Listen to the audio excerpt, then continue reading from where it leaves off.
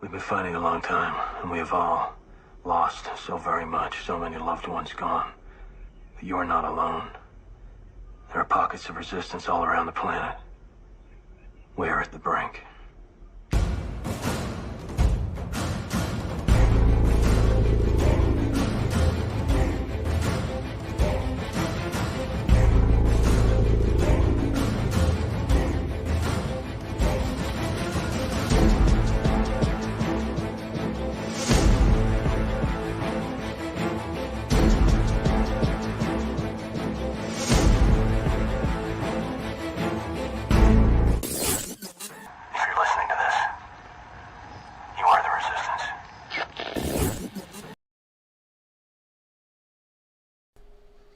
All right, it is that time again. It is time for Sitrep.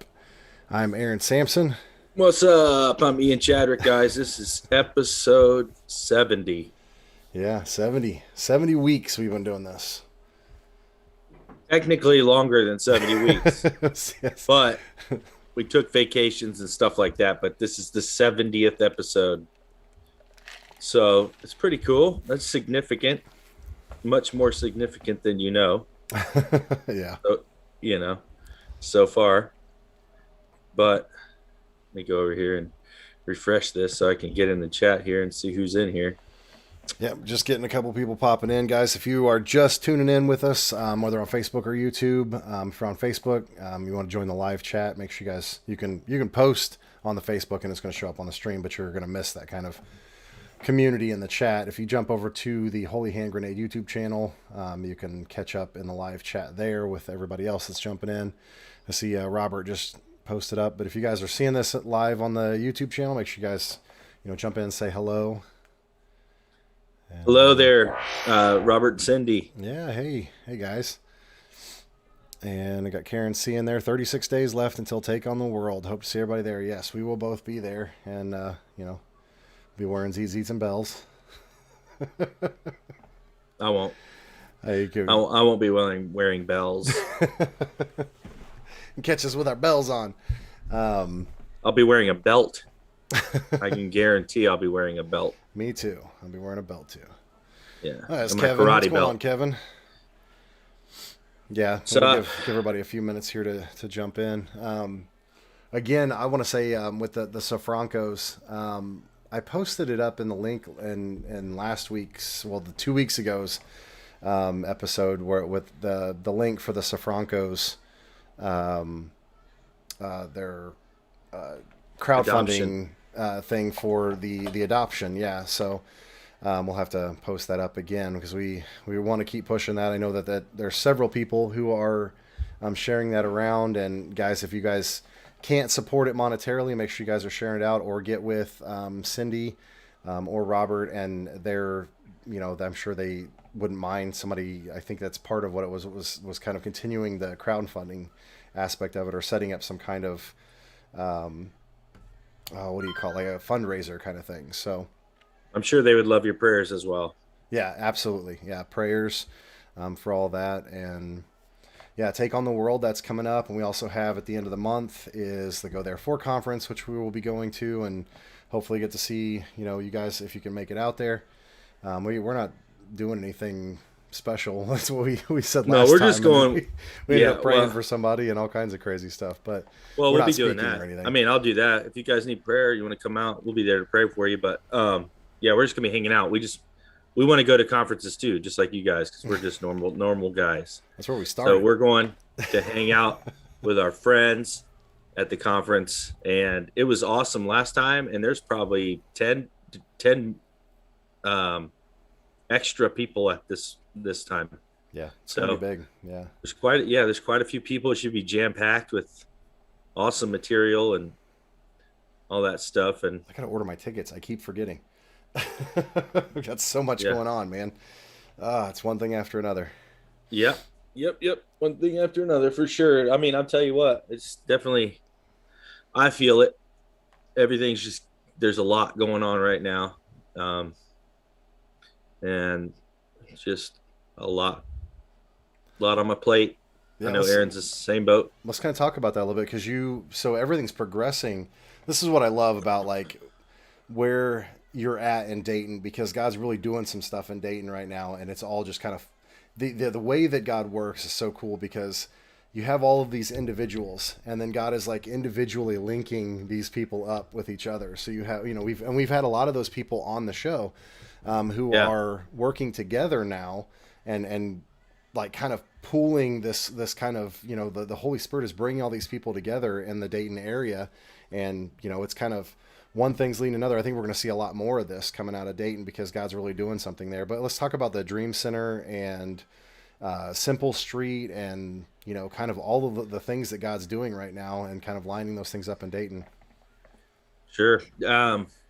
So the Dream Center is something that our church has had a vision for probably 3 years, or maybe more than that, but they announced it 3 years ago that they were going to be opening one. And they wanted to, when they opened it, their goal was they want the church paid off, debt free, and they want the Dream Center completely paid for in cash and be debt free completely when they open it up, so that there's no hindrances on mission and focus. And really just there's a lot of funds to go where they need to go. And there's multiple, you can look up dream centers. There's a lot of dream centers. It's almost like it's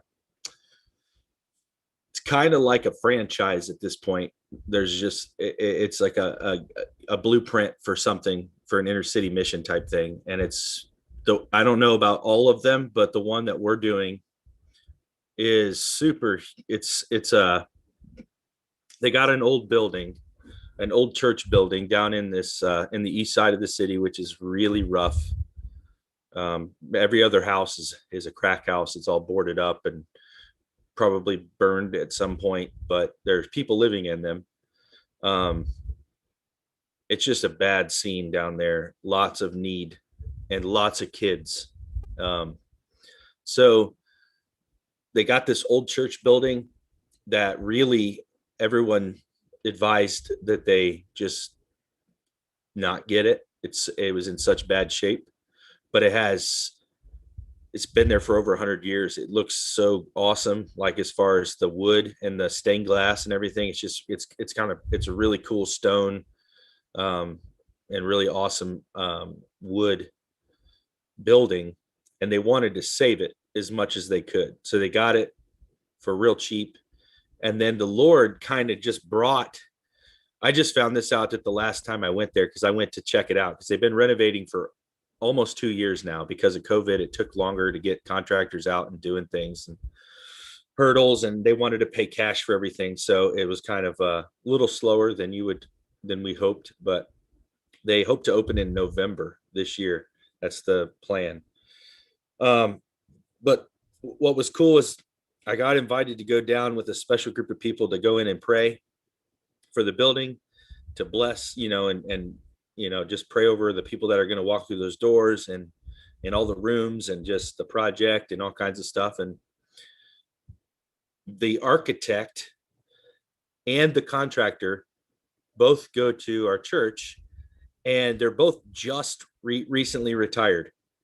So this was their first project that they were able to dedicate their entire time to free, so that was super cool, because how cool is God, right? It just worked out that they're like both retired at the same exact time when we went online with this, and all the funds have been there. And it's like I think they said I don't remember. I think it's like 6,000 square feet or no, 35,000 square foot.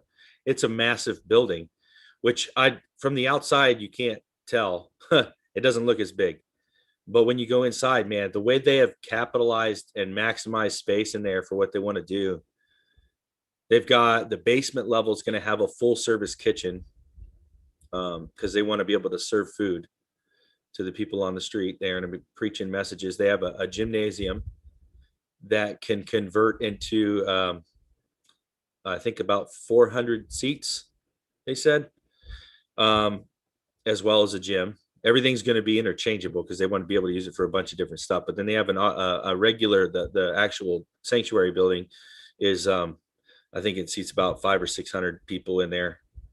And so it's you can fit quite a bit of people in this thing. And then there's, they want it to be completely state of the art, all kinds of high tech stuff in there because they don't want any type of limitations to hinder them, you know? So that's pretty awesome. They got all the kids ministries on the 3rd floor. It's going to be top security because it's a bad area, and they want to be able to minister to everyone. They don't want to turn anybody away. So they got to make sure that the kids are protected. So they're on the 3rd floor. Oh man, it's just a really cool thing. But in the basement, they have the kitchen, dry storage, cooler storage. They have a full clothing, like they have like a place where people can come in and get clothes. It's all going to be free. They just walk through and get what they need. It's a big area. They've got washer and dryers, like a laundromat style thing down there, as well as showers. I think there's 6 for women, 6 for men, fully, secluded individual showers. Not like a, YMCA showers or anything like that. It's like everybody's going to have their own privacy and everything like that. So that's pretty cool. Just what the idea is to be able to get people in there and just love on them, let them do their thing. And then they want to have offices in there for social workers and the city workers that everywhere. So whenever someone comes in with a need, we don't have to refer them out. Everything will be in-house. So even the city and all these other different ministries have come alongside this thing, and it's going to be massive. It's just going to be a huge, huge thing. I think people are going to feel it all over the state when this thing finally opens. And we also have a couple awesome believers that are running for mayor and commissioner, and they're probably going to win. And that is going to make things even better when you have the mayor and the city commissioner as part of your congregation and you're part of your church and part of your ministry. They're on the board of the Dream Center now, but they're running for office. So that's pretty sweet. And then the stuff with Simple Street has been fantastic. I'm just loving being able to get out there on the street and help everybody. And I just love the vision for that ministry. And we've got Michael Warren from The Well. He's now pretty much partnered full time with Simple Street as well. We had him on the show a couple months ago. Obviously Joel Burton is running that, and we're getting them online. I've been building their website that's about to go online so that you'll be able to receive donations and everything through there and just have a footprint online, because that's really not one of their strong suits right now. They're more of outreach. I mean, they're just hands-on, they don't really have anybody to do that. So I just said, you know what, I'm going to do it. So we just got together, we met up, we decided on some things, and we're working that out right now. It's going to be awesome. Planning a lot of tent revivals this year. We're going to have a big one. If you guys are interested, it'll be the last week or the last weekend of Sukkot in September. So I think it's like the 23rd, 24th, 25th, 26th, something like that. Where that Friday, Saturday, Sunday is in September. We're going to drop a tent out here at my house and have a huge, the goal is to have corporate worship and prayer and, a message, but mainly we want to just be laying hands on each other and praying for each other and doing some deliverance and all kinds of stuff. Baptismal out there and all kinds of stuff. Yep, the baptismal will be out here.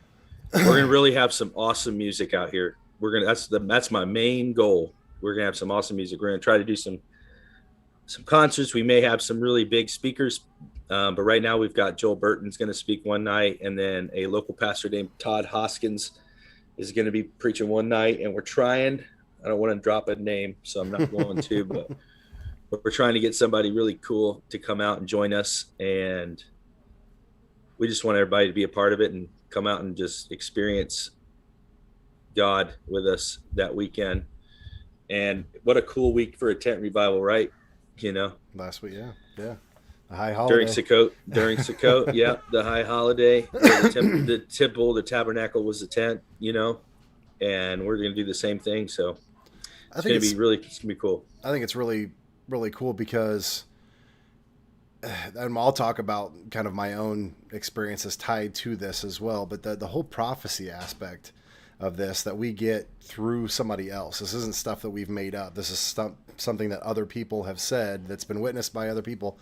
But it was your wife, though, that said you guys weren't going to leave there, and because she had like a dream about like a big tent revival. Or was that your mom? Or so, I can't remember the whole story. It was both. So yeah, so my wife had a dream like a couple of years ago, and she said in the dream there was hundreds of people in our yard, and they were just praising God and worshiping and just there was some kind of big event out here where that was happening, and our whole yard was full of people. And we have 20 acres, but about 8 of it's probably grass, so all that full of people praising God. And she didn't know what it was, but she said, I feel like the Lord told me that we're going to have some kind of big event here, and we're not leaving this place until this happens. And so at the time we didn't really have plans to leave. We're kind of up in the air. We're like, whatever God wants to do, we'll do. But we really feel like that's something that we need to do. So we had Sakoted our house last year. We probably had 50 people, I think. And that wasn't it. Okay. That wasn't it. So, but the interesting thing is when we brought this up, I was telling my parents about this, and I was telling them about that. My mom says, because the place where I live now is my parents' house, and they moved here when I was 16.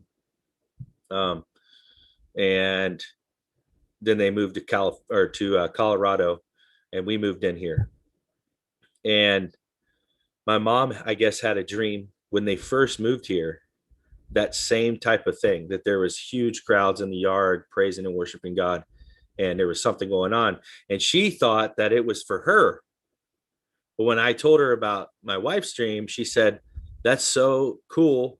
I had the same dream. I always thought it was for us, and obviously it wasn't. I guess it's for you. So it is super cool. And we're still in the planning stages and stuff like that, but it will happen. It's going to happen this year. And maybe this is the one, maybe this isn't the one. I don't know, but we're going to do it. So we have to. Yeah, it's pretty awesome, man. I've been down this like kind of rabbit hole. There's this guy that I found on YouTube who he was going to like the worst places in Indiana, like Gary, Indiana, and all these different places or whatever. And then it trickled into Ohio, and the number one, like, of the worst places in Ohio was East Dayton, or it was number 2 was East Dayton. And it's crazy though. Like, I mean, he was kind of talking about the area and the statistics and the schooling and the drugs and all kinds of stuff. But one common link that I'm seeing through a lot of these different places, and it was the same thing for each one of these, was that there was like a major steel industry or GM or some plant, and then they pulled out, and then all hope kind of went with it. Yeah. And that's when you kind of see this kind of destruction of a city, is when the hope is gone. And one of the things that I think is really fantastic about what God is doing in Dayton right now is he's bringing hope back to the people. And that is how you rebuild the city. I mean, we talk so much about faith and hope and all of these things that God has incorporated into this reality. And the fact that, you were told, like you kind of got this whole draw that Dayton's going to be this kind of, how did you word it? A city of refuge. City of refuge, right? And God's got to build the hope back up there. The people need to realize that He cares for them, and all of these ministries coming together and doing this. It's going to start in the core, in the center of Dayton, and it's just going to kind of roll out into the places that need it the best. And I just think it's awesome, man. Yeah, it's funny that you say that, because I just made a video last week about, it's Dayton, the Montgomery County, and how bad it is down here. And this was, I don't know if you remember, but in 2007, and it hasn't gotten any better. They just stopped talking about it. But in 2007, there was an opioid epidemic, and they talked about it on all the major networks. And Montgomery County, which is East Dayton, is Montgomery County, is the number 1 for opioid overdose deaths. And it's staggering, the numbers of people that were dying. we had to do like some type of national, we had to have national help to get morgue space. There were so many deaths every day. I think they said 70, 80 bodies a day, and over 70% were opioid deaths. That's crazy. Opioid related deaths. Yeah. I mean, that's nuts, you know.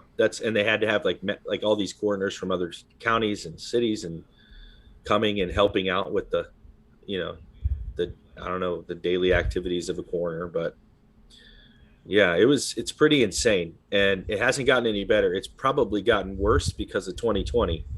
I mean, I would imagine, sure. Yeah. You know, so the fact that they're not talking about it doesn't mean it's any better. And, you know, I mean, just from my personal experience being down on the street, I'm pretty much on the street at least 3 weekends a month in the last 3 months, and in all kinds of different neighborhoods. But that neighborhood, that East Dayton neighborhood, is probably the eeriest, is a good word, I guess.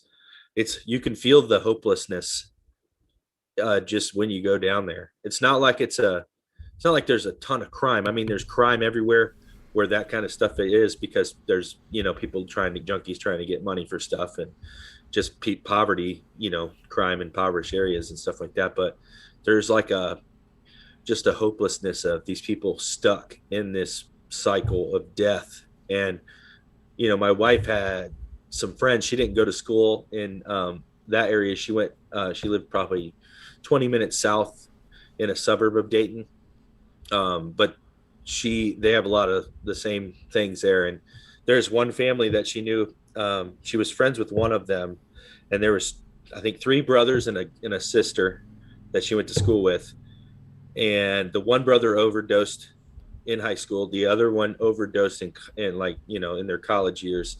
And a couple of weeks ago, or a couple of months ago now, the last brother overdosed, and his sister overdosed a week after. Wow. That's 4 people, man. It's crazy. That's a generational bondage right there. Yeah. Well, but, a lot of people that's just one family are too, turning you know? to these drugs and stuff because of that lack of hope, right? You know, you don't have anywhere else to go to escape. You don't have that covering of the Father. Nobody's given you or told you that there's hope, you know? Yeah. And so they seek it in the addictions and stuff. And it's sad because it's destroying our youth. It's destroying our communities. It's destroying our neighborhoods, our schools. And, you know, I'm glad to see I think it's awesome. I'm kind of envious, you know, that all of this stuff is kind of falling into place, and you're right in the center of it. Because I'm over here like, Indianapolis is falling apart, and there's like nothing going on right now, at least that, you know, I can get involved with it right now. You'll find it, man. I mean, that's the thing. We've been talking, like, some of the guys in the ministry and just being down there, like, there's always this, you know, everybody feels like, well, I'm going to go down there and I got to start something. Well, if you look around a little bit, and we can get rid of the denominational bondage that we're stuck in, you know, we're always put ourselves in these things like, well, those are Catholic people down there, or those are the Baptists and they don't do things like I do them, so I'm going to have to start my own thing to do it my way. Instead of doing that, if we would just be like, you know what, you know, we all love Jesus and we all have different views on theology and stuff like that, but we don't have any different views. Like when you're picketing at an abortion clinic, you don't really give a crap what everybody theologically believes, right? You're there to save and rescue moms who are about to make bad decisions, right? And save some children. That's what matters, right? So just get past all that other crap and say, you know, I'm going to humble myself, whether that's the issue or not, right? I'm going to not say anything about my theology, and I'm just going to go love people, and I'm just going to join with you. That way we don't waste resources. Right. Instead of me trying to come up with my own setup, this person's already got something. I'm probably a piece they don't have. That's just always how it works, right? You just show up and they're like, oh, thank God you're here. You know, even if, like, the way I am, like, obviously I like to do videos and I like that side of things, but I don't have to. I would serve hot dogs and, or pray with people, just stand there, and I'll do whatever they want me to do. It just so happens that they need somebody to do video stuff. So that worked out. Right. But even if I'm not doing videos, I'm still doing that. I'm still praying with people, and I'm still just having a conversation, because a lot of the things that we hear on the street didn't line up with what I thought that they would be like when I went down there. Right. Having conversations with teenagers down there, and they look like punks, right? They're all thugs, no shirts, dirty, bad mouths, just little hood rats, you know what I'm saying? But they're just kids, and they're growing up, they're products of their environment. So, the crazy thing is the 1 month we were talking, and we had all these younger guys come up to us, and they were just saying stuff like,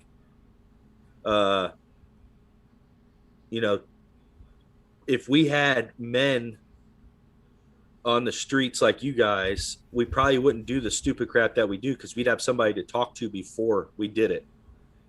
And they're like, right now, everybody that we could talk to is in the same situation as us. They're in the game. They're still stuck in. We don't have stories of people that broke out of this to help us, or to encourage us into not doing what we're about to do, And they were saying, you don't got to come down here and have the, serve us hot dogs and food and all that. That stuff's awesome, but we'd rather just have you down here so that we have someone to go to, when we need to talk and we need prayer and all that stuff. And it's like, okay, well, that's super easy, right? Everybody assumes, like, if I go down there, man, I'm going to have this whole setup, but that's really not the case. And just this past weekend, the Dream Center did, our church did a community cleanup, and we had over 200 volunteers show up in this neighborhood. We cleaned, we mowed grass, we did tree trimming, we did home repairs, we put up privacy fences on certain homes.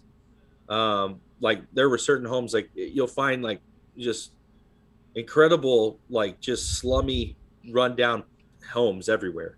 And then in the middle, there'll be like 2 homes that are like painted real nice. They have a nice yard, they have landscaping, and a little chain link fence, yard gnomes, you know what I mean, whatever.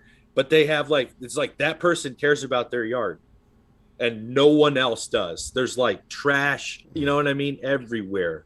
So we put up privacy fences for them, because it's like, why wouldn't they want a privacy fence? You know what I'm saying? So you don't have to look at the 25 cats and crackheads laying in the backyard of the house next door. You know what I'm saying? I mean, it sounds really bad to have, I want a privacy fence so I don't have to look at crackheads next door. But it's like, we were a blessing to people like that. And we cleaned up, some of the alleys had just glass everywhere. People drive their cars through there. You know what I mean? Imagine if you were trying to get out of this, or you're just trying to be a normal person and go to work every day and to be able to live the best life you can, and all the streets around your house are covered in glass and just metal, like all just kinds of crap, and you get a flat tire every other day. I know I'd be pissed, because I'm pissed now when I get a flat tire. You know what I mean? So just doing that was like, people were stopping and being like, are you part of the city? And we're like, nope, we're part of this church. We're going to be part of that, building right there when it opens up. We just want to love this community. This is going to be, what we do down here. So we were just doing all that stuff. We had trash trucks coming and putting all the stuff, in there. We had tree trimming trucks coming through and mulching all the stuff up for us. And it was kind of amazing how much stuff was going on. We had these dudes come by, which this sounds unreal. It's 20 blocks. Okay. They picked up 2 dump trucks, those dump trucks with like the wood sides, like they make their own bed, like extensions, full of tires, just in 20 blocks. Wow. What are all these tires doing? You know what I mean? It's just insane. And it's not an industrial part of the city. So it made no sense to me when I saw it. I was like, you gotta be kidding me. Where are these tires coming from? But, and the sad part is, after all that, it still looks like a bad neighborhood. I mean, but we did get it with several rats and a bunch of domestic rats, bunch of I think it was 2 hours, wasn't it? 2 and 60 hours. no, it was 2 minutes. Was it? And then when they did the next part of the experiment, they pulled them out right before they died, and they nursed them back to health, dried them off, gave them food and stuff, and then they put them back in the water again, and they swam for 48 hours. So 2 days they swam from one rescue. They eventually died because that was part of the experiment, but that's not the experiment in this, metaphor. I'm trying to say, like, sometimes, man, that one thing that you do that meets a person's need and gives them a little bit of hope can go so long for them. And when they find out that somebody does care and that there might be some way for them to escape, they'll hold on. And so I think that's what we've been doing. It's only going to get better, because once the Dream Center opens up, that will be a place for them to escape to. It'll be a place of safety. Like, you could pray with somebody on the street and then they go right back home to wherever they're at. They go right back around their friends. And I'm not saying don't pray for them, because they definitely need that. But this will be a way that we can equip them. We're going to teach them how to come up to the level of, being able to go to work and being able to survive and do all that stuff, which is what the system doesn't do for anyone right now, right? The other cool thing is I just saw an article today, the Dayton paper. So we've been having these meetings. I haven't got to go into any of them, but it's called Pastors and Police. And they've been doing these city meetings, having community leaders and pastors with the police departments strategizing to how we can better the city. And one of the ideas that they came up with that they've just rolled out is this alternative, an alternative line for 911. So it's for non-violent or domestic issues.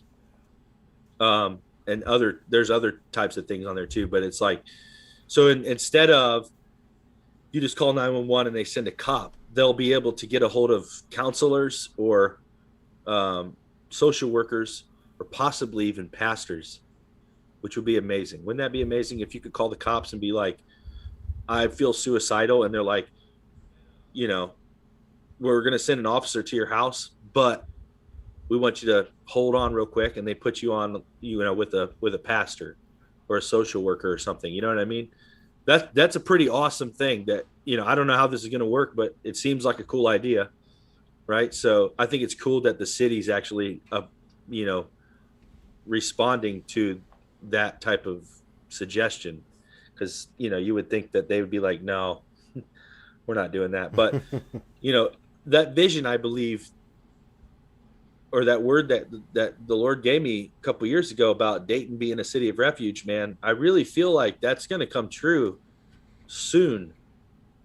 I don't know what it's going to look like entirely, but I definitely, or, I don't even really know how to kind of line it up with exactly what cities of refuge are in the scriptures, because it's mainly for like people that are convicted of murder or not convicted yet, but they've committed a murder and they're running there to be saved from their, the people trying to seek vengeance on them and things like that until they can get a trial or whatever. But I don't know what the comparison is there, but I do feel like that this Dayton will be a sanctuary city, so to speak, like in a good way, not like just illegal immigrants or whatever. But yeah, it's really cool. It's exciting, and it's moving quick. It's just moving quick, man. And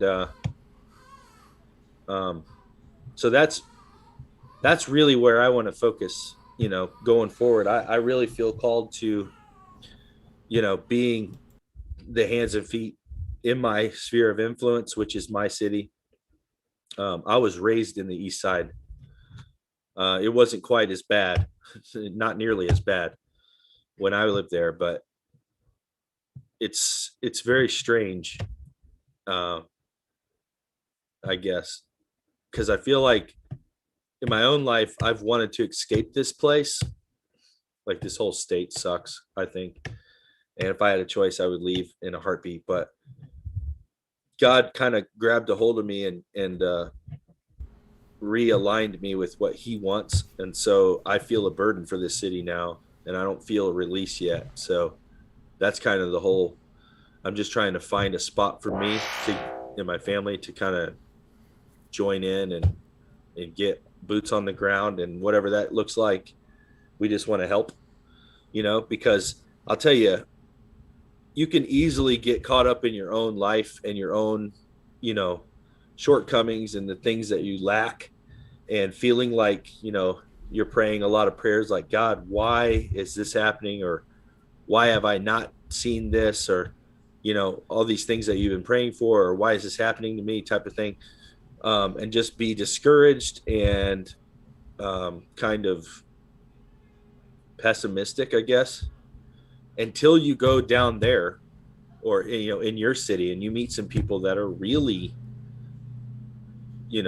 bottom of the barrel, just terrible, bleak outlooks, and you're like, I have so much to be thankful for, and then you realize, like, you might not have money to give these people, or whatever your situation is, but if, how can you not? It's like the abortion thing again, right?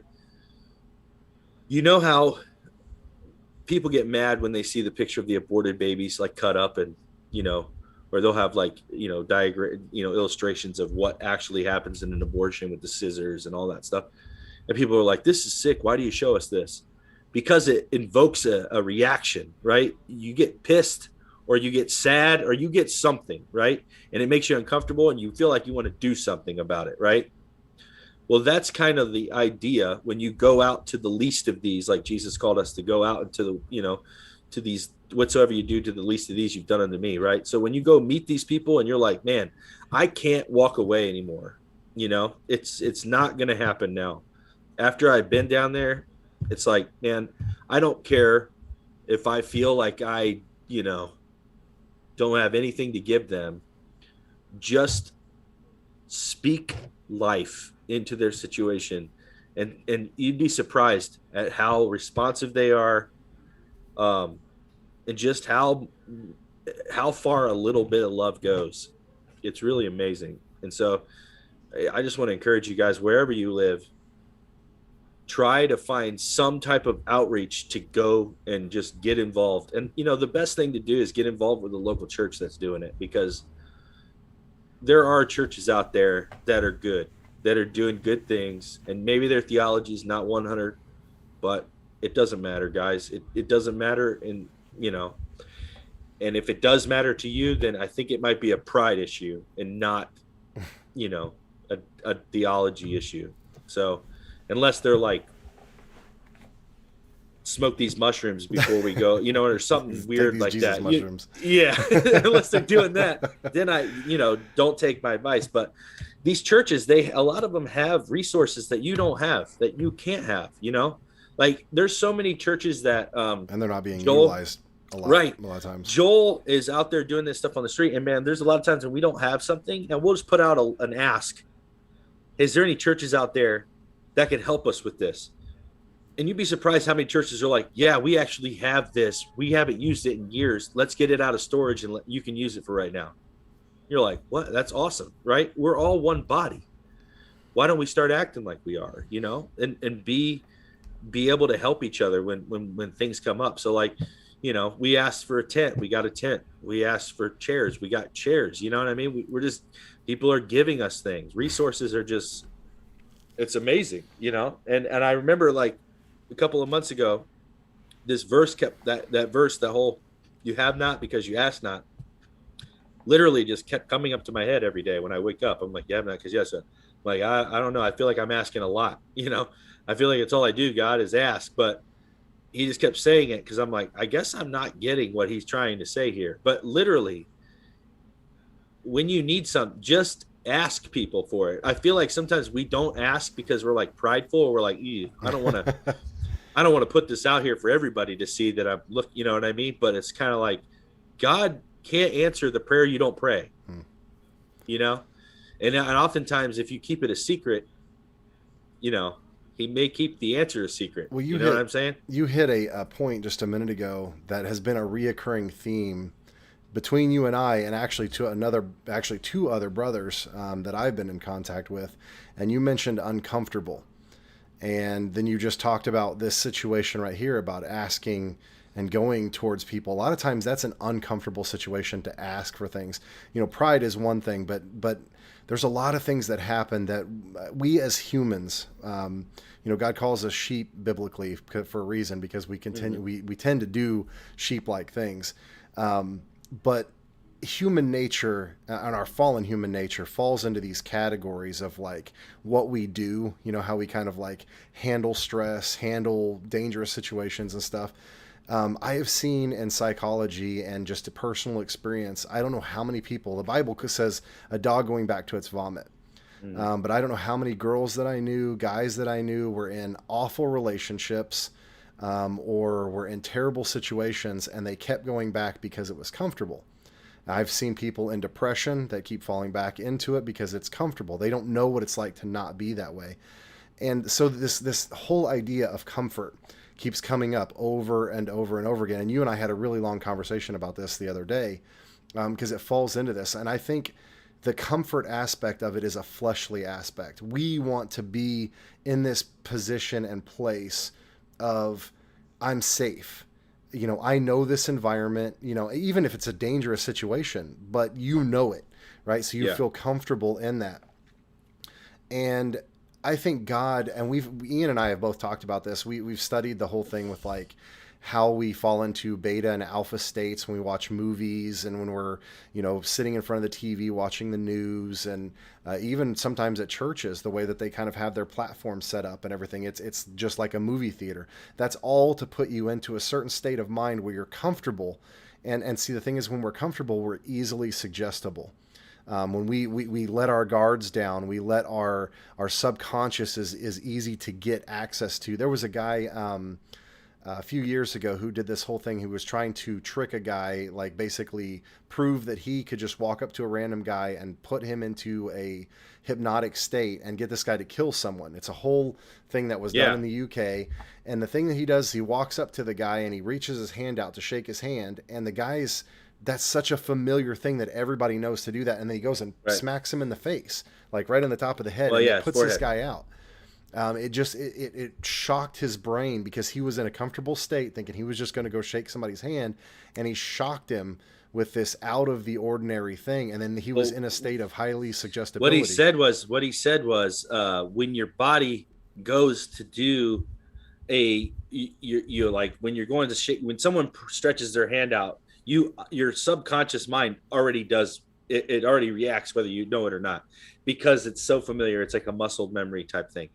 And he said, when your brain is in a state like that, when it's doing an action that it's comfortable doing subconsciously, out of repetition so many times, and you interrupt that signal by something crazy, like when he smacks the guy on the forehead, he tells him to go to sleep. He doesn't just smack him on the forehead. He hits his forehead and he pushes him. He kind of goes, go to sleep. And the guy like just falls asleep. It's like, or weird. We've seen that same kind of thing happen in some charismatic churches. That's true. Same thing. It's true. But the thing that was interesting is he said, when you're in that state of comfortability and your mind is doing something that it's just reacting to something that you've repeatedly done over and over, and then all of a sudden that signal's interrupted, your brain doesn't know what to do, and it's seeking any type of command because it got cut and it doesn't know what it's going to do. So when that first command that you give it, it obeys. Your CD just started skipping. Did it? No, I'm just saying that's when you you disrupt it. Yeah. It's like error. Yeah, it was crazy because like I remember seeing that video too, and I thought, at that exact moment, I thought, man, that was like a powerful word of God right there. Like, you know, like that illustration of when you're comfortable, you're easily hypnotized or easily persuaded to do something else, right? And I thought, man, God help me never get comfortable. You know what I mean? And that prayer sucks too. Yeah. You know, it sucks because being in a constant state of being uncomfortable is super uncomfortable. Yeah. There's no other word for it. It's not you're in a place where you don't really have control because you don't know what's going on. Well, that's part of it is control. So this whole thing with this comfortable aspect of our walks and of our lives, when we sit in that area, it's because we're not trusting God, right? You're looking at the world and saying, this is better because I know it, right? And when we step out, and I think this is why there's faith, there's this walk that we have to walk in faith, and it's all about trusting the Father. And a lot of this stuff that we get into, I mean, and I could break this down into so many aspects of religion, where, you know, things like how much knowledge we know. We're like studying the enemy. How many times, Ian, have we talked about studying the enemy versus actually having a relationship with the Father? They both are the same. They're going to end up in the same goal, because God built the structure for how the whole end is going to work. So studying the enemy versus having a relationship with God is literally like saying, I need to know what the enemy is going to do because I don't trust God enough to take care of me. I need to see every step of the pyramid that the enemy is doing, because I need to see the deception that's coming, and I need to do this. It's a gnosis. It's being comfortable in your knowledge and not stepping out in the faith, you know, and there's so many aspects of religion, you know, and we got this thing up here that says sin kills. And I was just thinking about this the other day. I had this tagline that was running through my head that said religion kills. And I couldn't find an instance where that wasn't true. I mean, all throughout history, every different type of religion, but a relationship is life. The relationship with the Father is life, but religion kills. But it's this whole thing about this comfortable nature. I just had a 2-hour long conversation with a good friend of mine, Daniel, and it was funny that it circulated around this. And same thing with another friend of mine, Russ. They were all about these conversations about this comfortable nature. And it's this reoccurring theme where God is telling us right now, because this is both of what Ian and I had recently been talking about when we fall into this state of comfortable, you know, it's almost like it's time to change it up. And I think that's what God wants, because when we get into this state of comfortable, we're no longer trusting and walking out in faith. Now we're just kind of, well, I'm just going to sit here until God does something, or until I see this. And you know, that's where we want to be. I mean, look at all of the apostles when they were out running around. I mean, every scenario, they didn't have a place to stay. They had to go walk up to people with Jesus. Just be like, hey, go to the end of the town and go knock on this door with the, you know, this house is, you know, with a blue door, and they're going to eat. They're going to let us come in for dinner. And the disciples are kind of like, is he serious right now? Do you know this guy? Yeah. You know? And then you have Paul and all the other apostles like going, okay, well, I really don't want to go to this town, but I have to go to this town. And then he gets the crap beat out of him and thrown out of the town, and gets up and he's like, okay, well, on to the next town. You know, I mean, how uncomfortable is that entire walk? What about the time when he got the crap beat out of him and then God told him to go back in? Yeah. And you have to go back. You're like, come on. Like, but here's the thing, you know, they were all reacting to a God that didn't live inside them.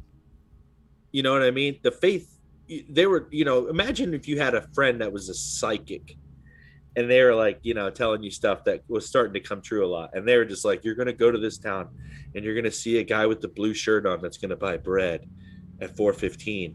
Follow him home. And, you know, whatever. And you're like, what? And then you do it. And well, first of all, if you did it, that'd be super weird. But then when you did it and it happened, you'd be like, man, this is weird. But then even the next time you'd be like, I don't know, man, you know, I don't know if this is going to happen or not.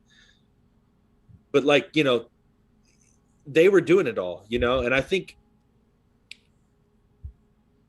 I mean, we look at their example of how they followed, you know, and they were still, even though they were with Jesus, they still, you know, didn't, and even after they saw all this stuff, they still had lack of faith, you know? And it's like, man, how many times are you going to have to see something crazy like this before you just start trusting? But we're the same way. We're actually worse, because now we have him living with us. He's literally communicating with us, right?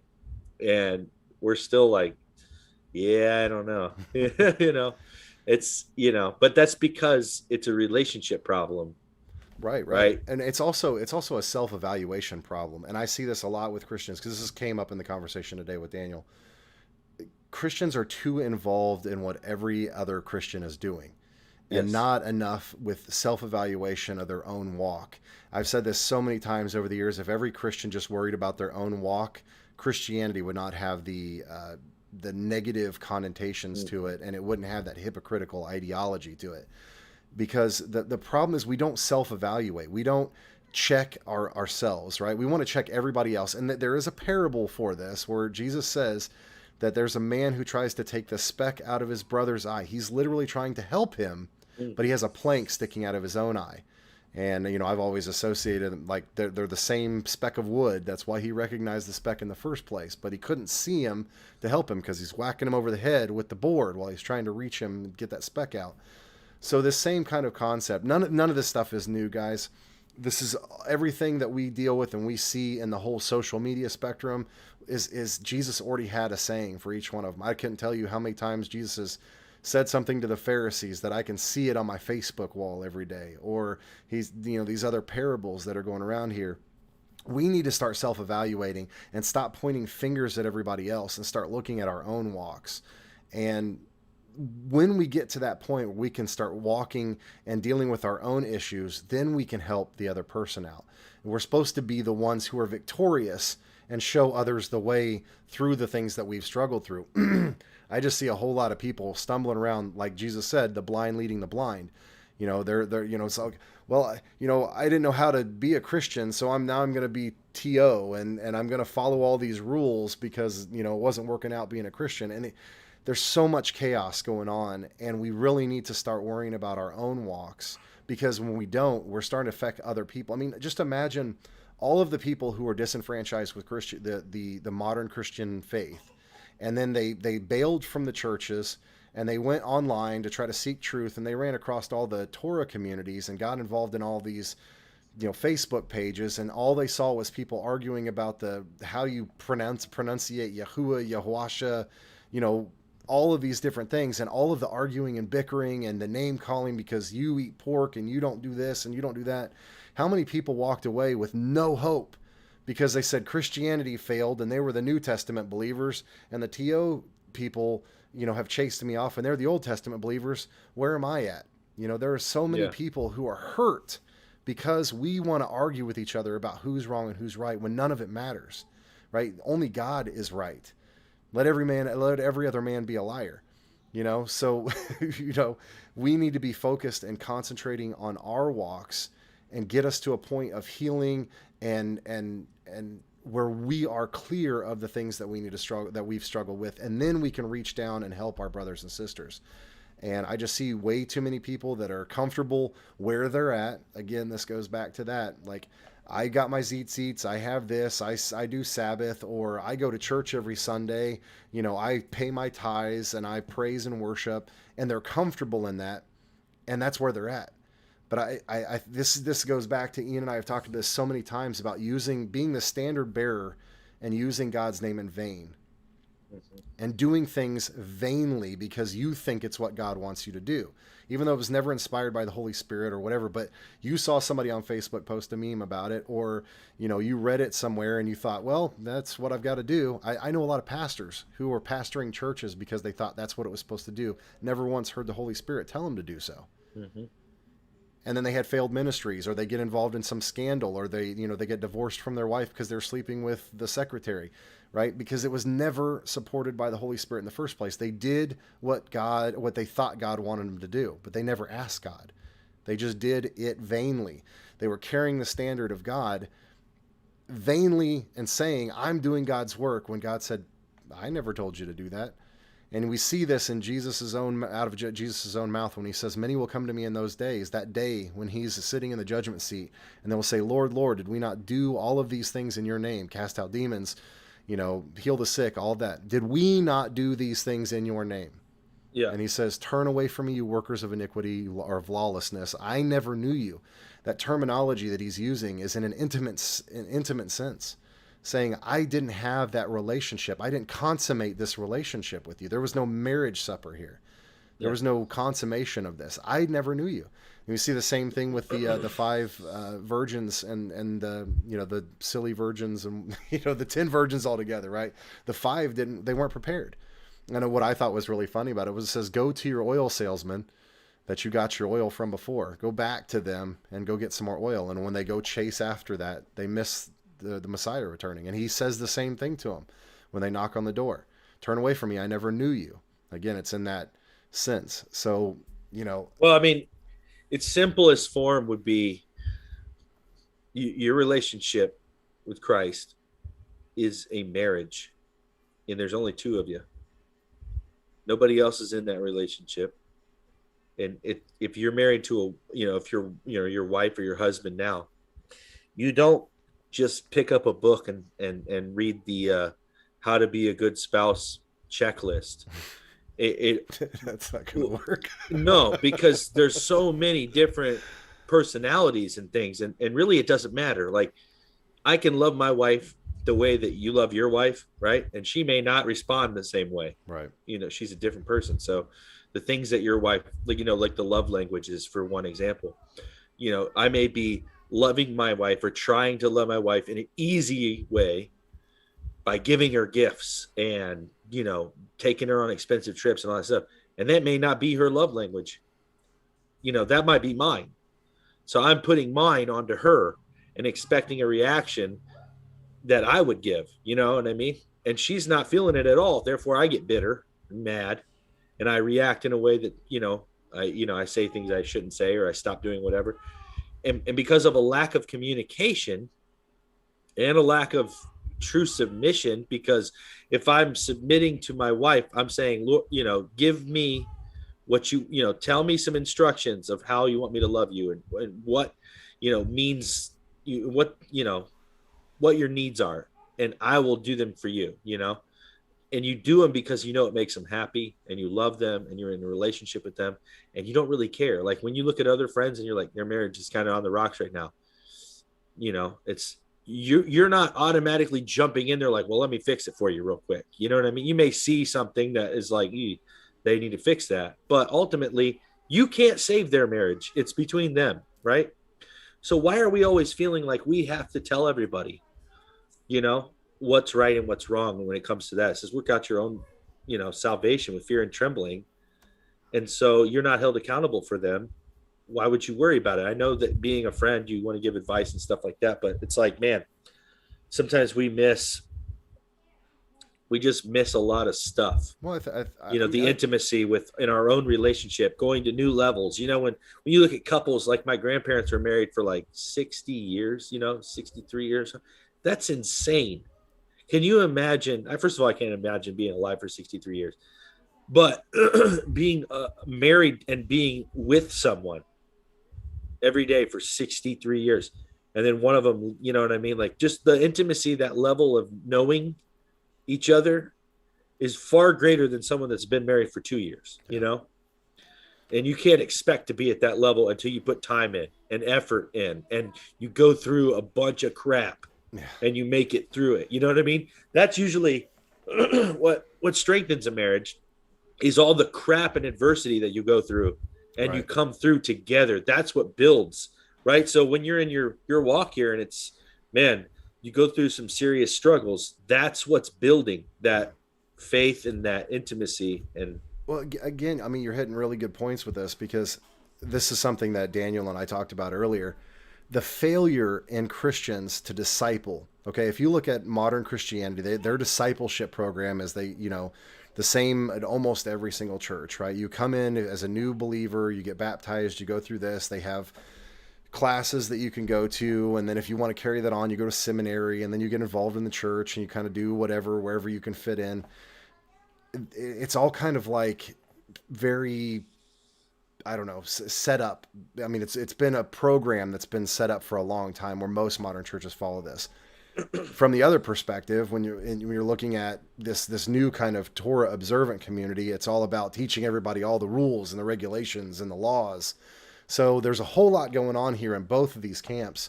The failure is, though, when you look at Jesus, how Jesus worked with his disciples. And I know there was a lot of people out here who are super like anti the chosen, but I think it's got its purpose. And because there's so many people who God was an abstract concept, and Jesus was too far out for them to understand. And this is really bringing it to the level that people who are going to, this is their first experience with Jesus or whatever. But it really kind of shows his nature on how he was working with them and building a relationship with them. What we fail to teach in either one of these is how to have a relationship with the Father. right? You can follow all the rules and you can go through, you can learn all the studies and all the the forefathers and all of their teachings and all this stuff. But where's the relationship? Discipleship should be about relationship. And just like you said, with how you and your wife grow together through adversity, when you have a disciple, somebody that God's put into your life, you have to have, again, here's this word, an uncomfortable conversation. Mm-hmm. You have to talk about all of the crap that you waded through, your testimony, all of the bad things. You have to expose yourself to another person. You have to talk about your faults and your problems and your struggles. Iron sharpens iron. This is what we're supposed to be doing, but it's uncomfortable. Again, that word comes up. But that's how you show someone how to have a relationship with the Father, is you tell them and you walk with them through their uncomfortable, difficult situations. You share yours with them too, though. You know what I mean? Absolutely. So it's to bear each other's burdens. You confess your sins one to another, right? And hold each other up and hold each other accountable. Our church, we push small groups like for everything. We would rather you do small groups than come to church. That's what we talk about. But they always say life is done better in circles rather than in rows. And I never heard that till I came to this church, but that is super powerful to me. Because I mean, just from being in small groups and being in community, you can't be in, over time you can get to know people at your church on that level. Like, I remember growing up as a kid, we went to the same church for 15 years.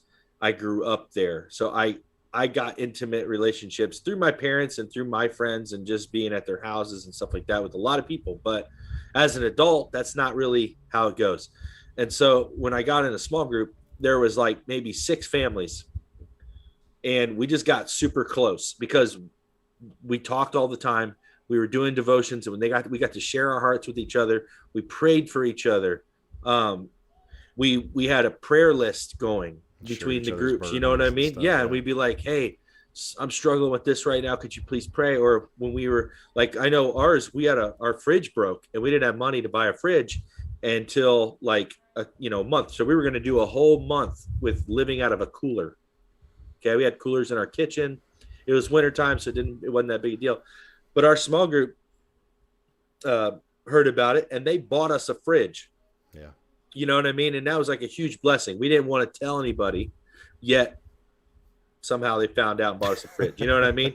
And it was just like, because that would have been an uncomfortable conversation. Right. It was super uncomfortable, but it was such a massive blessing. And, that's the thing. There are people, we always feel shame, I think, when it comes to certain shortcomings and things like that. And we always feel like, I don't want to say this because people, what are they going to think? You know what I mean? But, half the time, people are waiting. We are waiting for people to say, I'm in need of something that I have, so that I can be like, oh, snap. Hey, let's just give them ours. You know what I mean? We don't really use it very much. We kind of don't like looking at it. This person wants it. You know what I mean? Or whatever it may be. Right. If you don't know there's a need that's there, how could someone help you? Right. So I think like that right there, and we've just been doing it wrong because of the fact that we've let our pride and our, we haven't had true humility. Like, we just need to humble ourselves and just trust God. Amen. And sometimes, like, when the whole purpose of sharing your testimony, how when you share your testimony and you put all your cards on the table, somehow every single time it breaks down walls between whoever it is you're talking to, and you connect on a level that you never thought you could. And it's weird. Yeah. But God knew that, and that's why He does that. A lot of my friendships, real when it comes to and a lot of my friendships, man. The reason I'm even involved in all this online stuff, and I even have any connections at all in this community, really, is because Chad Schaefer answered his phone one day when I called him, and we talked, and then I just shared my testimony with him, and it opened. Just from that, just opened so many opportunities for me to meet people and talk and share it again, and then hear how my testimony affected someone else's ability to share theirs. That's what the body of Christ is supposed to look like. And I know you could. There's the biggest problem that I see before we take our little break here. We can talk about this more when we come back from our little break, but is that we've trained our minds, whether we like it or not, this fringe group, right? Well, I don't know what to call us. We're not really conspiracy theorists. You know what I'm saying? Because these conspiracies are true. The people that are really into the knowledge stuff, like we're really into the knowledge. And a lot of times I feel like I kind of wish I never was, because it's almost like a hindrance to my faith. Yeah. Because now I know too much, and it's hard for me to have faith in certain areas because I'm like, I just don't see it happening because I know too much about this. But we've trained our minds to look at the enemy and look at the glass half empty all the time. We always give credit to the enemy for everything. Oh man, the weather sucks. Stupid Chinese, or whoever, Illuminati, chemtrailing and bio hacking and, doing all this stuff. And we never think that maybe God's just letting it rain more for, you know what I mean? Maybe somebody out there is praying for rain. We always go with the negative, whatever the negative is, right? We never look to the positive or what God can do. We never see the potential of what God can do or is about to do in that situation. That's what we need. If the power of life and death is in our tongue, and the thoughts that we have and the things that we say with intention is how you do things with the power of the will through lining up with his will. How do we even know what his will is if we don't read the word? And if we don't look to that with the spirit of faith at the word, right? At these models that we have, at these blueprints, these foreshadows, all this different stuff that we see in the scripture, we have to look at it with the spirit of faith and be able to look at the situation that we're in and speak life to it, not death. Yet all we do, I feel like, is we, out of just the comfort, is to see the negative. We have trained ourselves to spot the counterfeit, but we don't pay any attention to what the actual stuff is doing. You know what I mean? Understanding that greater relationship with the Father is understanding that regardless of what the enemy is doing, right, God has already laid forward the plan. So the enemy is in restraints on how much he's allowed to do. And anything that he does do still falls in line with the plan that the Father has all the way to the end. Jesus said when he was walking the earth, said, all of these things must happen before I can return. It's plagues and wars and rumors of wars and the man of sin be revealed. All of these things have to happen before I can come back. Jesus knew before he was even crucified that all of these things that we're seeing today and over the last 2,000 years were going to happen. Yeah. That was the plan of God. Guys, we got to give him more credit. This is like the same thing with the Holy Spirit and all this other stuff. We keep saying that this is all the enemy. I mean, that's literally almost blasphemy of the Holy Spirit, because God is the one that's in control of all of this stuff. We have to trust him and not stop concentrating on our gnosis and how much we know, think that our knowledge is going to save us. But yeah, we're coming at the top of the hour, guys. We have a lot more uncomfortable conversations to talk about. That's going to be the running theme here. And we have some really important news coming up about Sitrep. So guys, stick around for the other side of the break here, because we got a lot of stuff we've got to cover about some changes that are coming to Sitrep and some of the things that we're moving into, and kind of talk about this a little bit more, because I got to talk about my experience and what God's calling me to do and all this other stuff. So stick around, guys. We'll be back right after the break. Soldiers,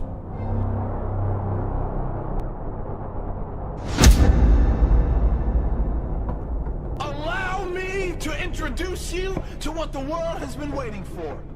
I've come to herald the arrival of a generation with the capacity to see God's dream become man's reality. Oh, can you see it? We are the ones who refuse to blend in or fade out. We can't stay hidden in the church, and we won't stay silent in the streets. We value faith over fortune. We long for presence, not popularity. We'll take the kingdom over comfort, and we trust the gospel more than the government. There is something in our DNA that can't accept the status quo, business as usual, things as they are. We will never fit in the box marked normal. But you know what? We never really wanted to. We watched our parents and peers give their lives to a cultural system designed for our destruction. So our minds have been made up. We are persuaded and convinced that the freedom Christ promised is the freedom Christ purchased with his blood on that cross. So that cycle of broken people breaking people, it ends with us. With suicide, depression, sexual dysfunction, and substance addiction beckoning and threatening the destiny inside us that cries to be realized, we say no to moral degeneration. We say no to a world that pretends that sin is no big issue, friend. Sin is the only big issue. We say no to the idea of just fitting in to this broken system. The time for change is now. Let the world choose its own path, but let them know that we are the resistance.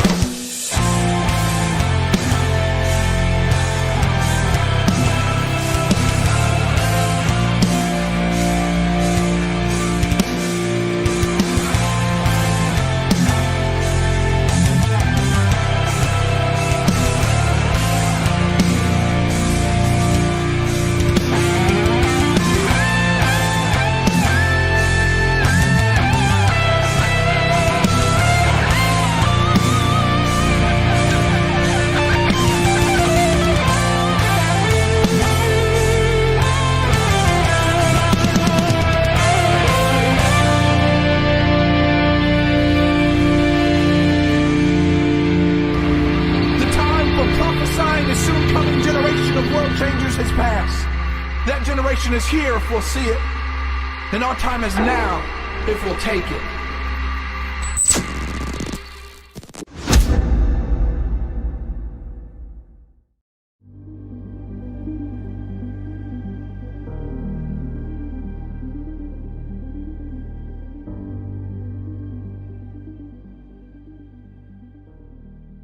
The board game you've been waiting for is finally here.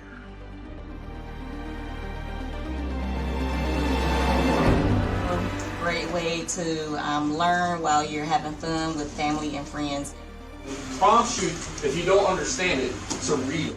I think it's a fun way to learn, and it's for a big range of ages and knowledge. You know, this is so easy for kids. Canon Quest Focus. Our crowdfunding campaign has launched. Join us. Click, pledge, and share with family and friends who want to have fun while learning.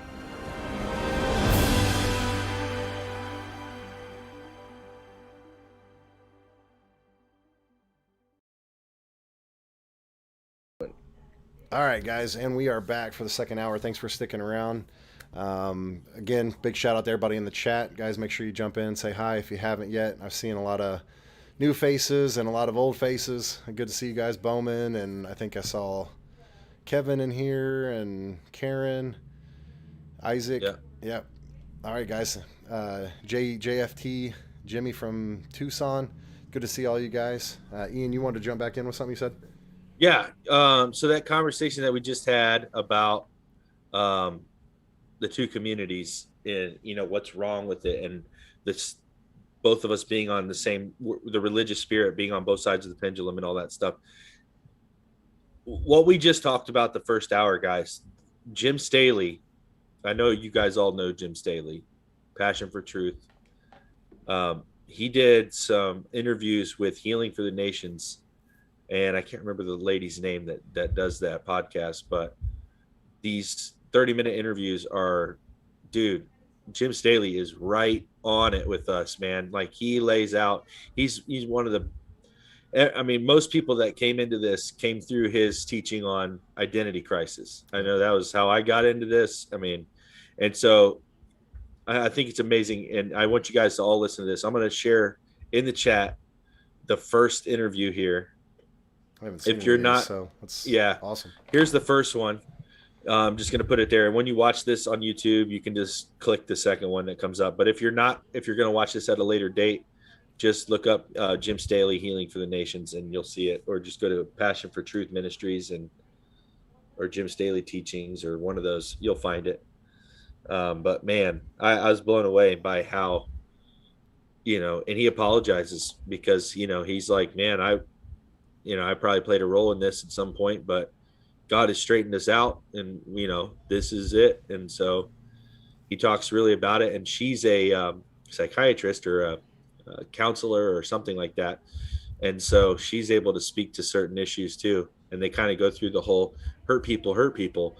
And a lot of people that came into the Torah movement came from a place of wounding with their relationship in the church. Yeah. And they came with that wound. They brought it into this new fellowship, and they're still just doing everything they believe is the right thing, but they're doing it from a place of wounding, and it's absolutely everything that is true and that we believe here, that we believe that the body deliverance is for the body, and we have to get free from this stuff, or it's just going to weigh us down. It doesn't matter what side of the fence, how much knowledge you have, none of that stuff.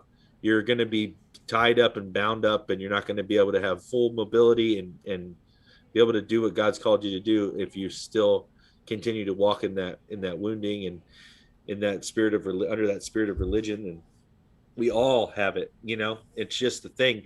And the fact that we have deliverance available to us as a resource is awesome. It's not shameful in any way. Like, I look forward to the next time I get to go to a group deliverance session or be in a setting where someone can pray for me about some certain things, because it's all part of, preventative maintenance. You can't, in order to keep machines running, you have to do calibration every once in a while. You have to do an inspection, then you have to recalibrate and everything just to make sure everything's running right, or things start to wear out. Yeah. And they start to get weak. And that's the whole point of the enemy. His whole point is the wearing out of the saints, right? So we need these communities to tap into, to get rejuvenated, to get life pushed back into us. And often what I've found is the more that I feel that I need someone to fill me or push into me, pour into me, if I pour into someone else, it's almost the same exact thing. Somehow I reap something from that, It's like when you feel hopeless in certain situations, if you speak hope and life into someone else's situation, God almost like reciprocates that right into your life. Yeah.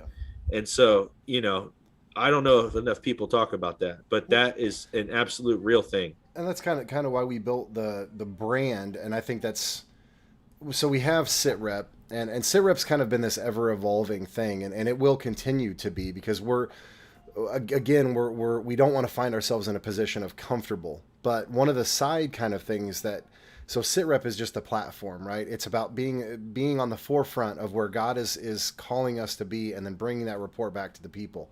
That's what Sitrep was founded on. It was 2020, and then now it's the Sitrep Resistance, because that's incorporating the resistance as a whole. But then we also have this kind of our side brand, which is the Freedom Fighters. And really what that's about is about freeing, is being a fighter for freedom for our brothers and sisters, right? And for those who are coming into being our brothers and sisters. And so anybody can be a freedom fighter. That's kind of what we wanted the brand to be. Just like you can be a part of the resistance. Anybody who is a believer who wants to resist the devil and he will flee can be a part of the resistance. But our duty is we are medics. And it's about being a fighter for freedom. And so that's kind of where we've tried to push that, right, Ian? And that's where we want that to continue to go. The freedom fighter, anybody can be a freedom fighter, and anybody can take that mantle and run with it. So it can be a freedom fighters of Dayton is what Ian has set up, and then freedom fighters of Indianapolis and freedom fighters of, Miami, or wherever you guys want to be. You can take that brand and be a freedom fighter in your city, in your neighborhood, in your community, and in your home. It starts there, but we need to be freedom fighters and remember that this is a war and we're fighting for freedom. We're revolutionaries in this war for spirits. So, yeah. In Galatians 5, the very first verse says, "It's for freedom that Christ set us free. Stand firm then. Do not let yourselves be burdened again by the yoke of slavery." Well, that seems like a pretty straightforward thing, right? Stand firm. You've been set free, so stand firm. So you're a freedom fighter. Part of the whole mandate of the Christian walk is, dominion. We were given dominion, and he said, occupy until I come, right? We're not supposed to give ground to the enemy at all. We occupy our territory, right? Or we take back territory that we've given away, or maybe that has been given away, right? We have dominion and authority. It says that nothing by any means shall harm us, right? We have the power to trample on serpents and scorpions. Nothing by any means shall harm us. You know, there's so many things. We have the power to heal all disease, right? What, you know, like there's so much stuff given to us to fight, right? To fight for people, to rescue people that can't rescue themselves. So part of, you know, being ready, like I think it's Matthew 24 or Matthew 26. I can't remember. I think it's Matthew 24, where it talks about be ready, right? The Messiah comes back at a time when no man knows. And so he seeks people to be ready. You know, what does that look like according to the scripture? Not, well, I'm ready. You know, I'm ready right now for God to come back. I wish he would come back. This world's going to shit. You know what I mean? Or whatever. We're always like, you know, it says that it's God's will that not any should perish, right? So why can't that be our mandate, right? That we don't want anybody to slip through the fingers, right? We have the authority in our own domain, right? We have dominion over it says that where your feet touch, there you will have, you know, I've given you that place, right? So let's proclaim that and say, Lord, I want to be a vessel that you work through, that wherever my feet go, I want the authority of heaven. You know, I'm carrying the flag of your kingdom righteously so that I'm not doing it in vain. Therefore, I have become a portal to the Holy Spirit no matter where I'm at. So you have the ability to shake nations where you go. Like you're the authority that walks with you changes the atmosphere around you, and the enemy can't be there. You know what I mean? Like, think about that. Demons can't be where you are if you're living a righteous life. Why would you not use that to save people? Yeah. You know what I mean? I mean, especially if you think that you're not worthy, go out into the world and see people that need your help. That'll make you wake up. You'll be like, man, that guy doesn't have any shoes. You know, I have like 7 pairs of shoes I don't even wear. You know what I mean? It's really humbling when you go around, you're like, man, that guy has more duct tape on his shoes. That's so unbelievable. And you can still see his feet. And you're like, man, what the heck? And now what your mind has trained you to say is he's probably just wearing those shoes so that he can sit on the corner and beg for money all day. And he probably has a really nice car at home. He's just lazy, you know? That's what you've been trained to say. But, you know, it doesn't even matter what the real reason is, right? It's not your money anyways. If you feel the Spirit leading you to give to somebody, it's not your job to analyze the situation and say, I don't know if I trust this guy. You just give it to him, you know? Or you just, you know, if someone asks you for something, you give it to him, right? We were talking about this over this weekend, and we were like, you know, what would you give somebody? You know, it's easy to say I'd give somebody a pop or money to eat, or I'd buy him a sandwich, or I'd pray for him, or I'd give him this or that. Or would you give somebody the clothes on your back? You know, if it meant that you were naked, would you do it? That'd be pretty uncomfortable. It'd be real uncomfortable. But would you do it? What if the Lord said, give him your shirt right now? And you're like, Lord, I don't have another shirt. He's like, I didn't say that. I didn't say, you know what I mean? Yeah. I just said, give him your shirt. And you're like, man. Yeah, that does kind of tie into the whole, like the questioning, the whole conspiracy aspect too. Is because a lot of times we'll you know, I made the same kind of argument when I was talking to Daniel. I was like, so say like you run across Scarlett Johansson, all right, and God tells you need to go pray with her, and you know all this information about her ex was a Satanist and all of this kind of stuff, and he was in the Illuminati, and they're all blood eating, you know, baby killing, whatever, and so this is all running through your head, and you're like, nah, why would I go pray with her for? She's a Satanist, blah blah blah. You miss that opportunity because of all the stuff. But doesn't matter what they are right now.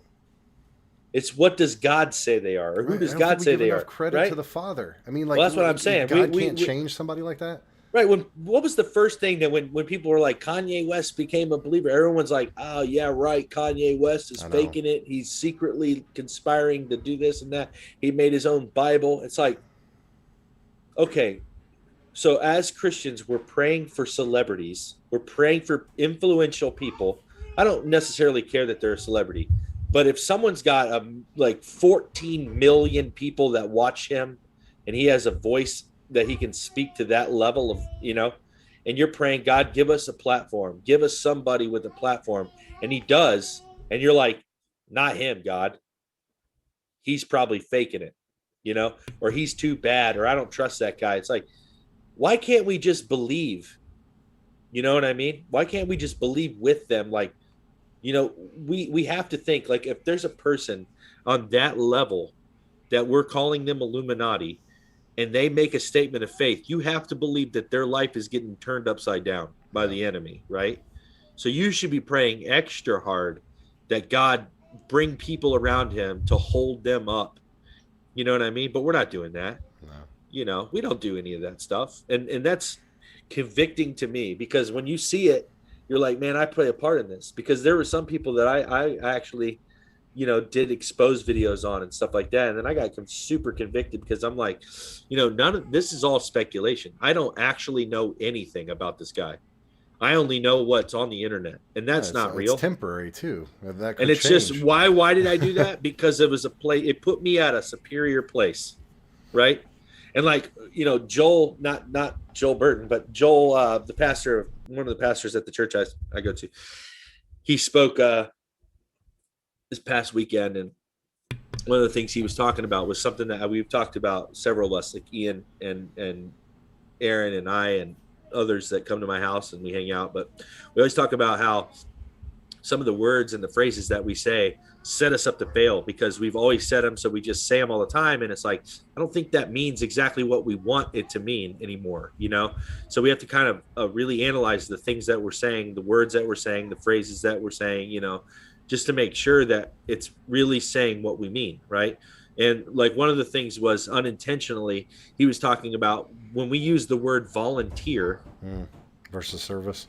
Yeah, that was a good one. Yeah, it was super. I forgot you guys were there. Yeah, you guys were there. That was an awesome point, because I mean, that was like exactly what we were talking about that weekend. And I just thought, man, how cool is this that they're bringing this up? And he said, volunteering, when you say I volunteered to do this, you set yourself at this place of, you superiority. Leave with yourself set at a place of seniority or a superiority that you had stepped down in.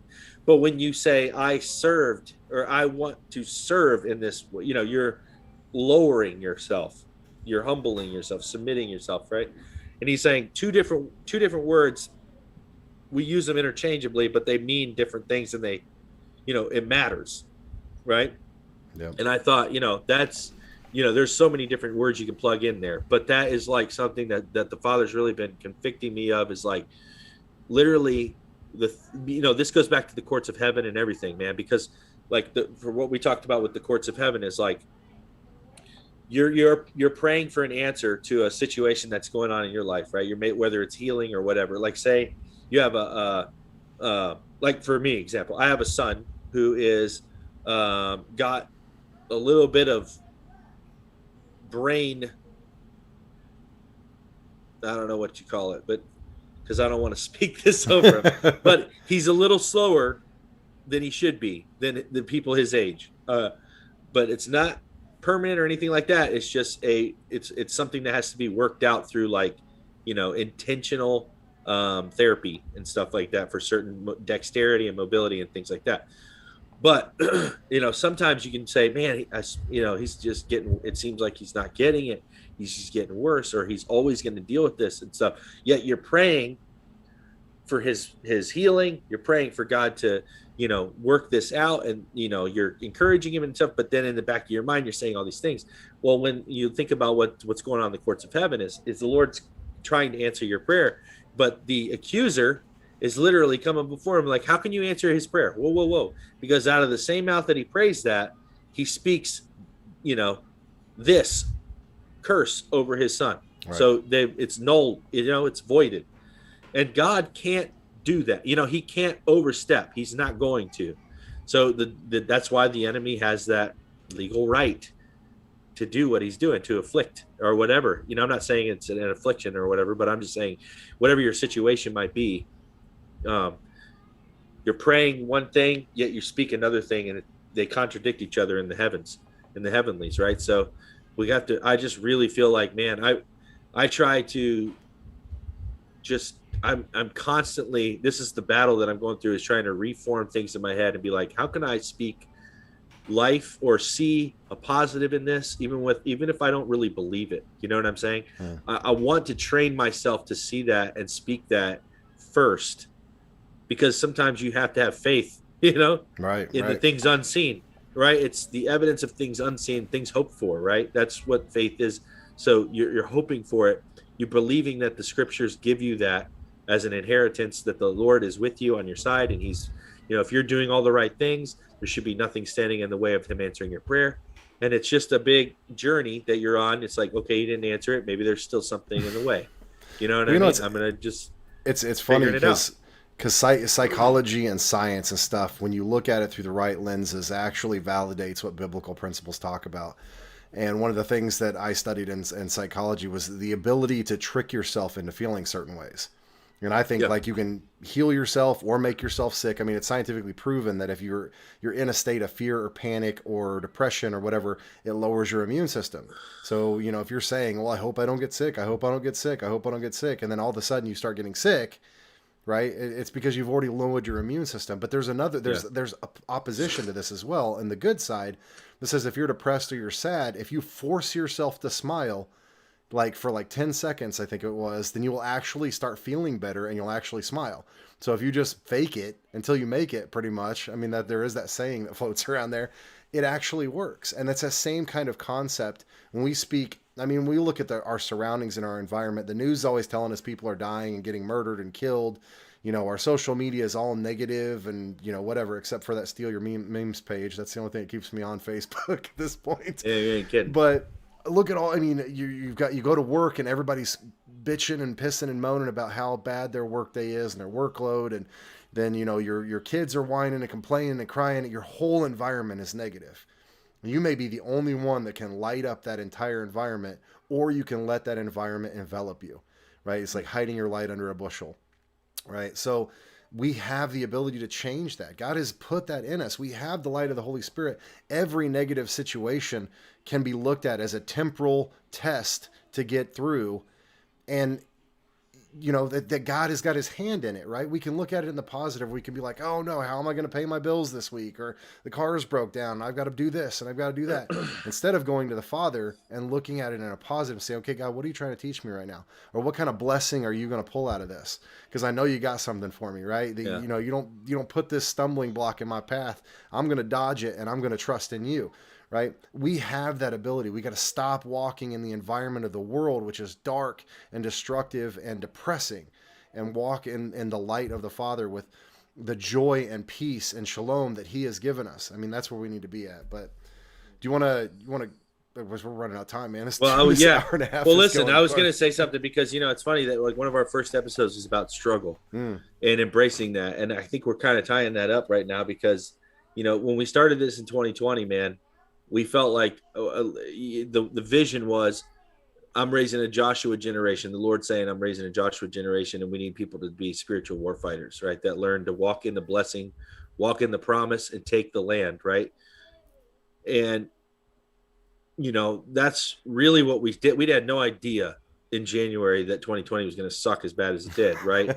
But we were faithful. We made it through, and we see the purpose that this show played in that year, for all of us.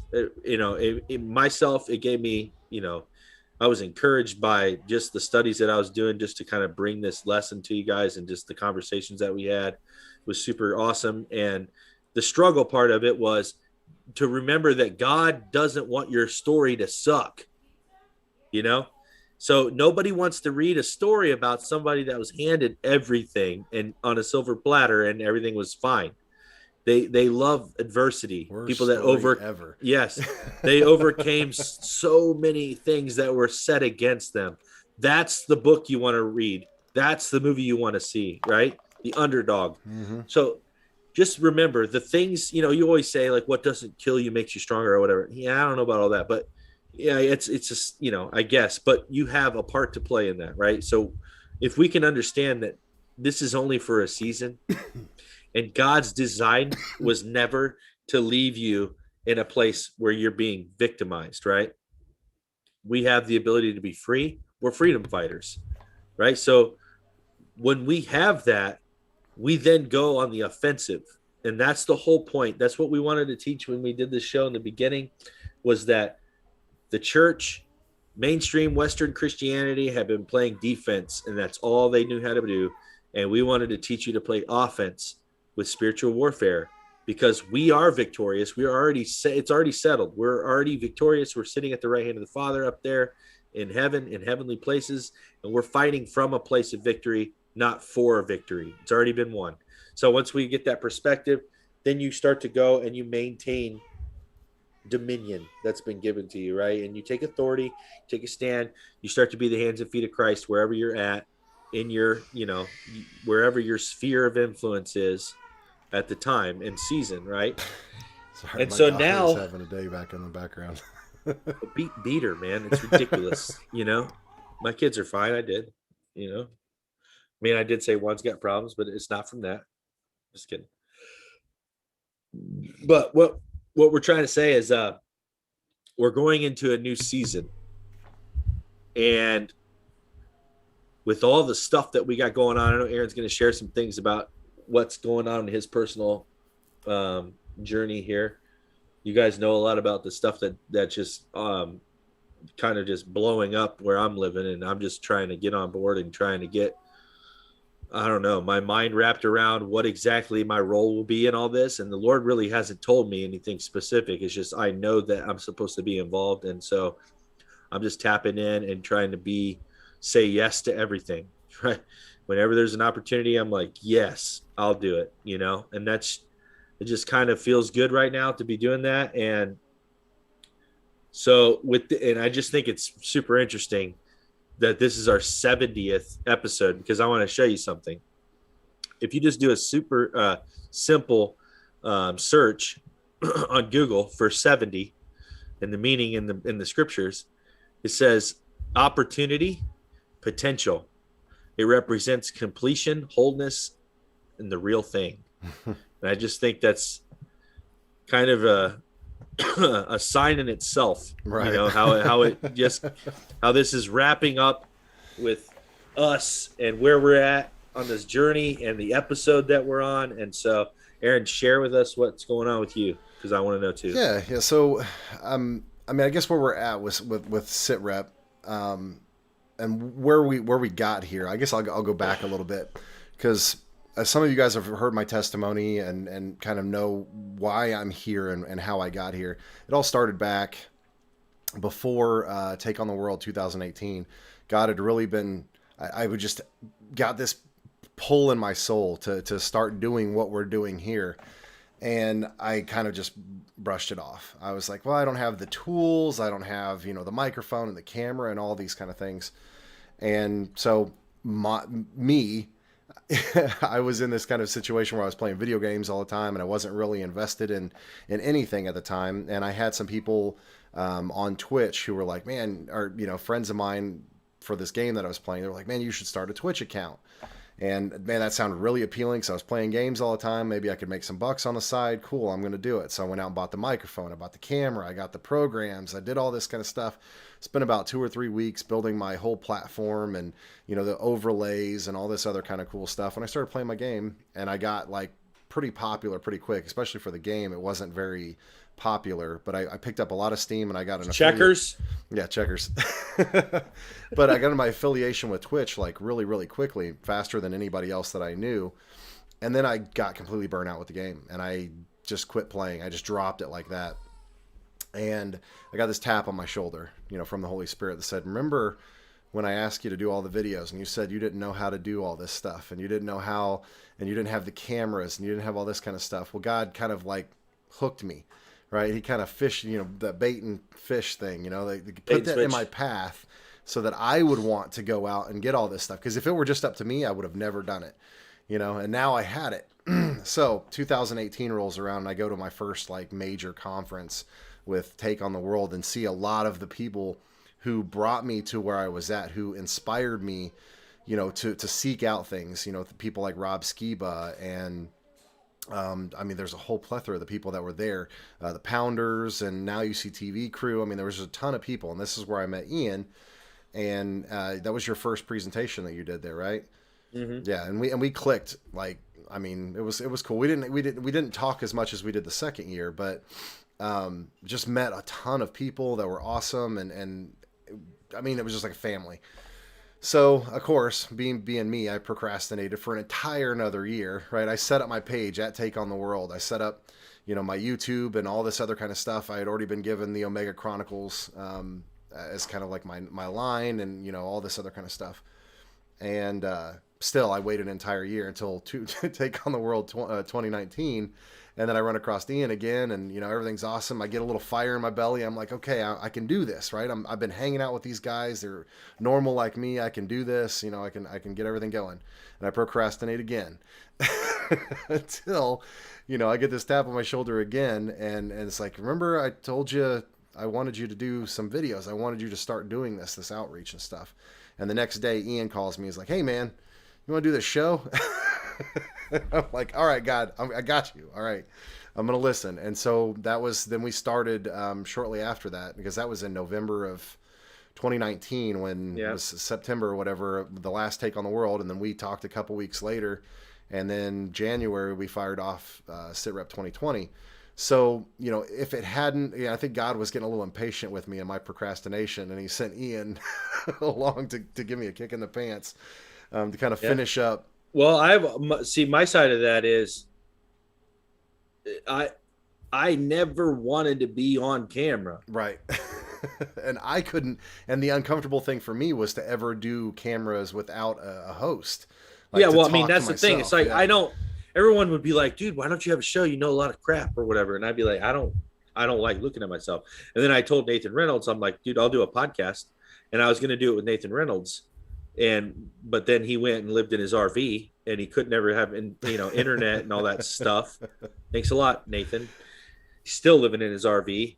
He's supposed to do a show with us like months ago, and I find it hard to believe that he doesn't have internet right now. They spend all their time going to thrift stores. They spend all their time diving for shells and special rocks and linen.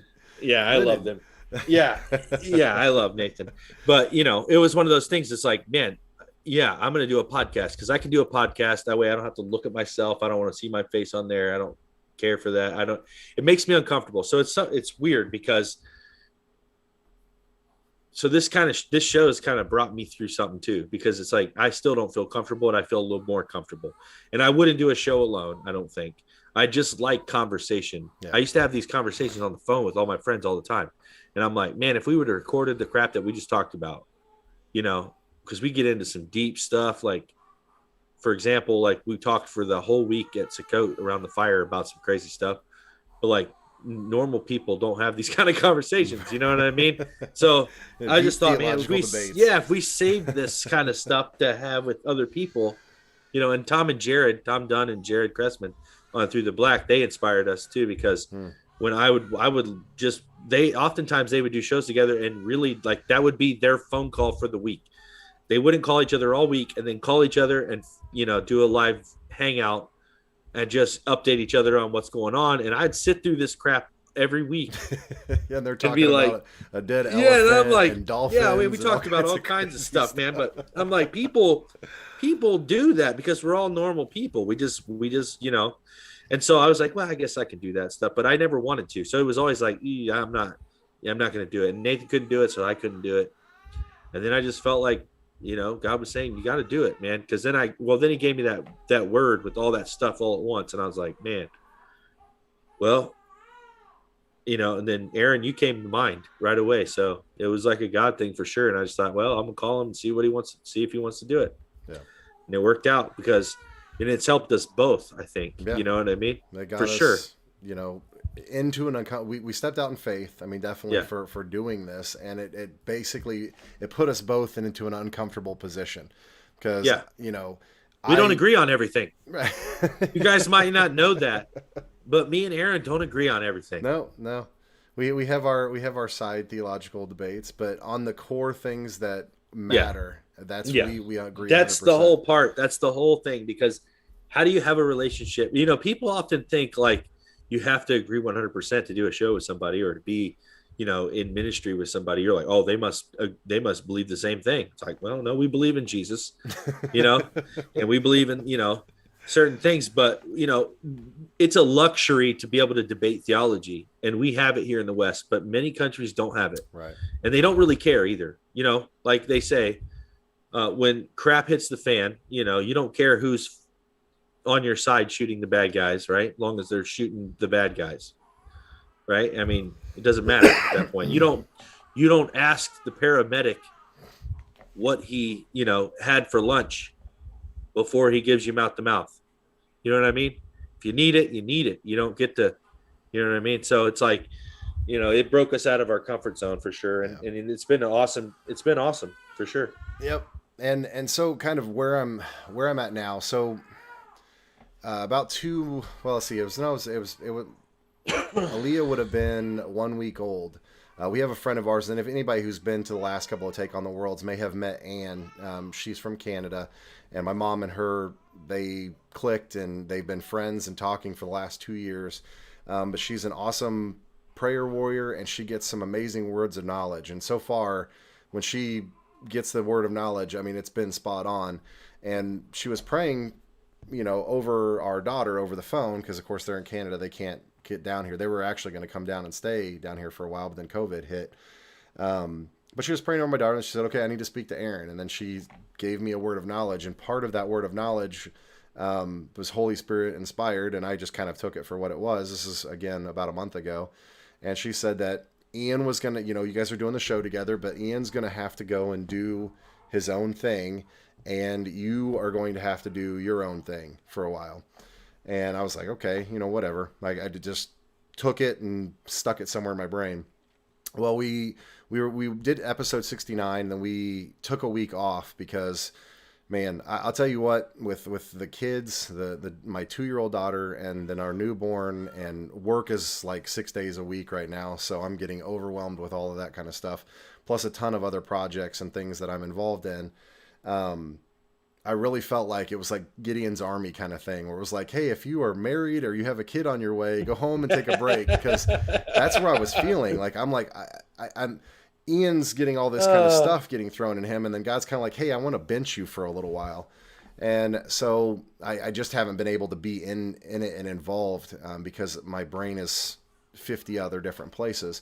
So we took, you know, last week off to kind of, you know, see what's going on. And I prayed. Let me tell you before you go past that, because I'm going to tell you exactly what happened to me last week at this exact day.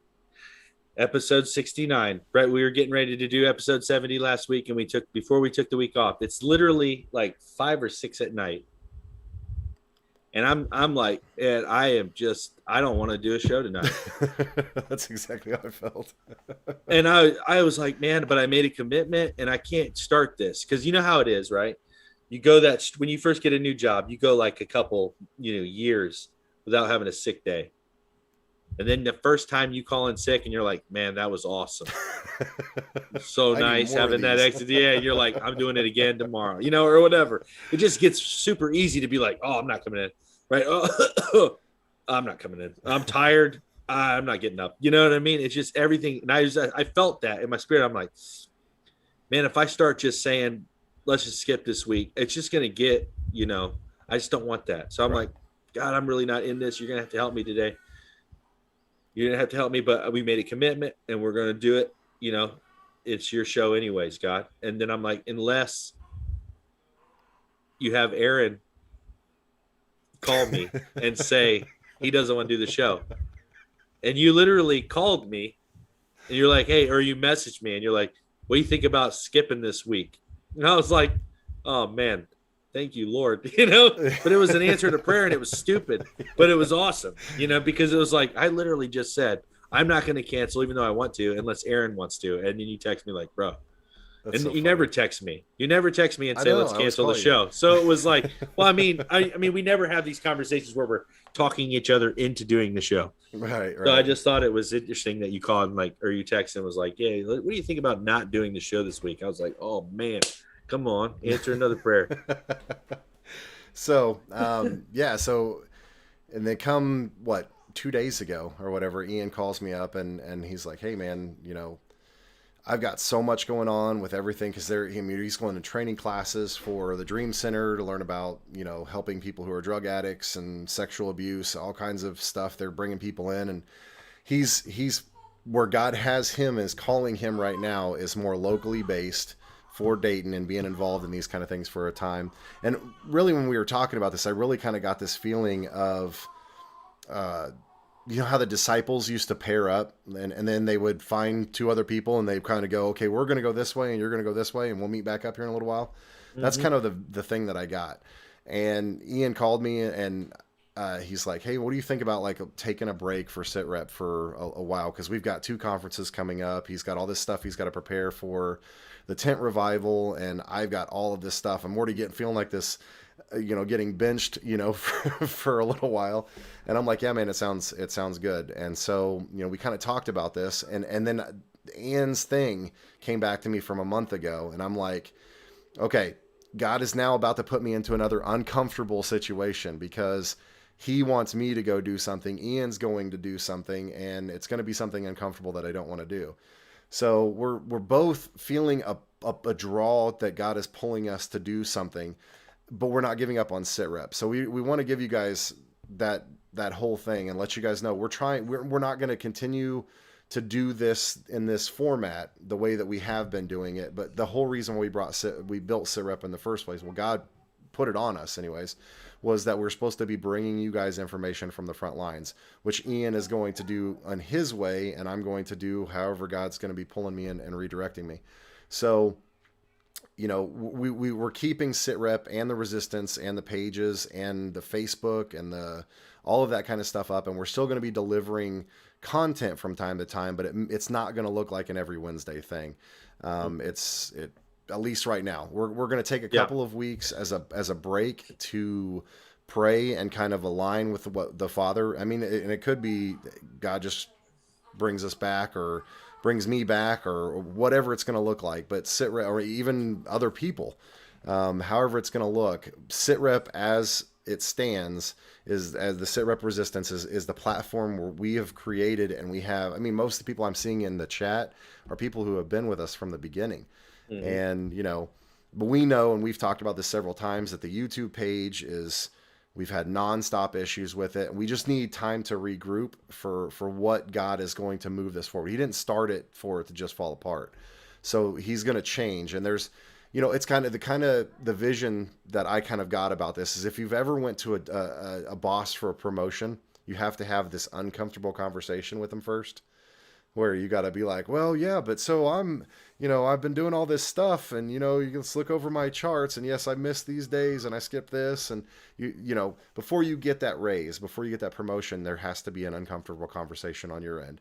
And so that's kind of where we're at right now is 2021 was this whole thing was about promotion this year, right? It was this being elevated to this new level. God's going to be calling people out from where they're at and elevating them to their new position or whatever. So, it's like getting raises and new positions and shifting and all kinds of stuff. So we were already kind of expecting it. And we knew that Sitrep was going to be a kind of a fluid thing as we went from 2021 into Resistance and we were doing Rescue.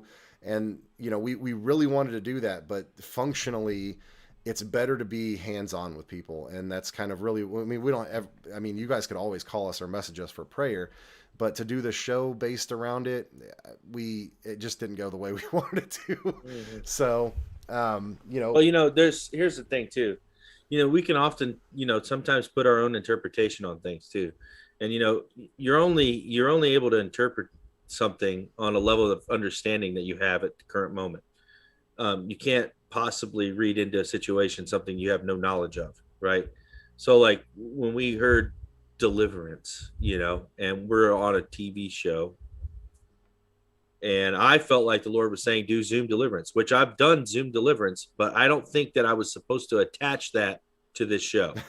Yeah, but then we get but involved with all these deliverance ministries. Well, that's what I'm saying. Well, I mean, it opened doors. We talked about things, but it didn't ever progress into what we thought it was going to do when we started the Friday Night Rescue Night thing. And it just was too much. And then it wasn't really working the way we hoped it would work, but we worked it out, right? I mean, that's the main thing. When God gives you something, you have to step out in faith, start trying stuff.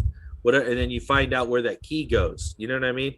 He gave you another key. You're like, all right, what door does it go to? You know what I'm saying? And it's like, if you don't try anything, it's like the talents, right?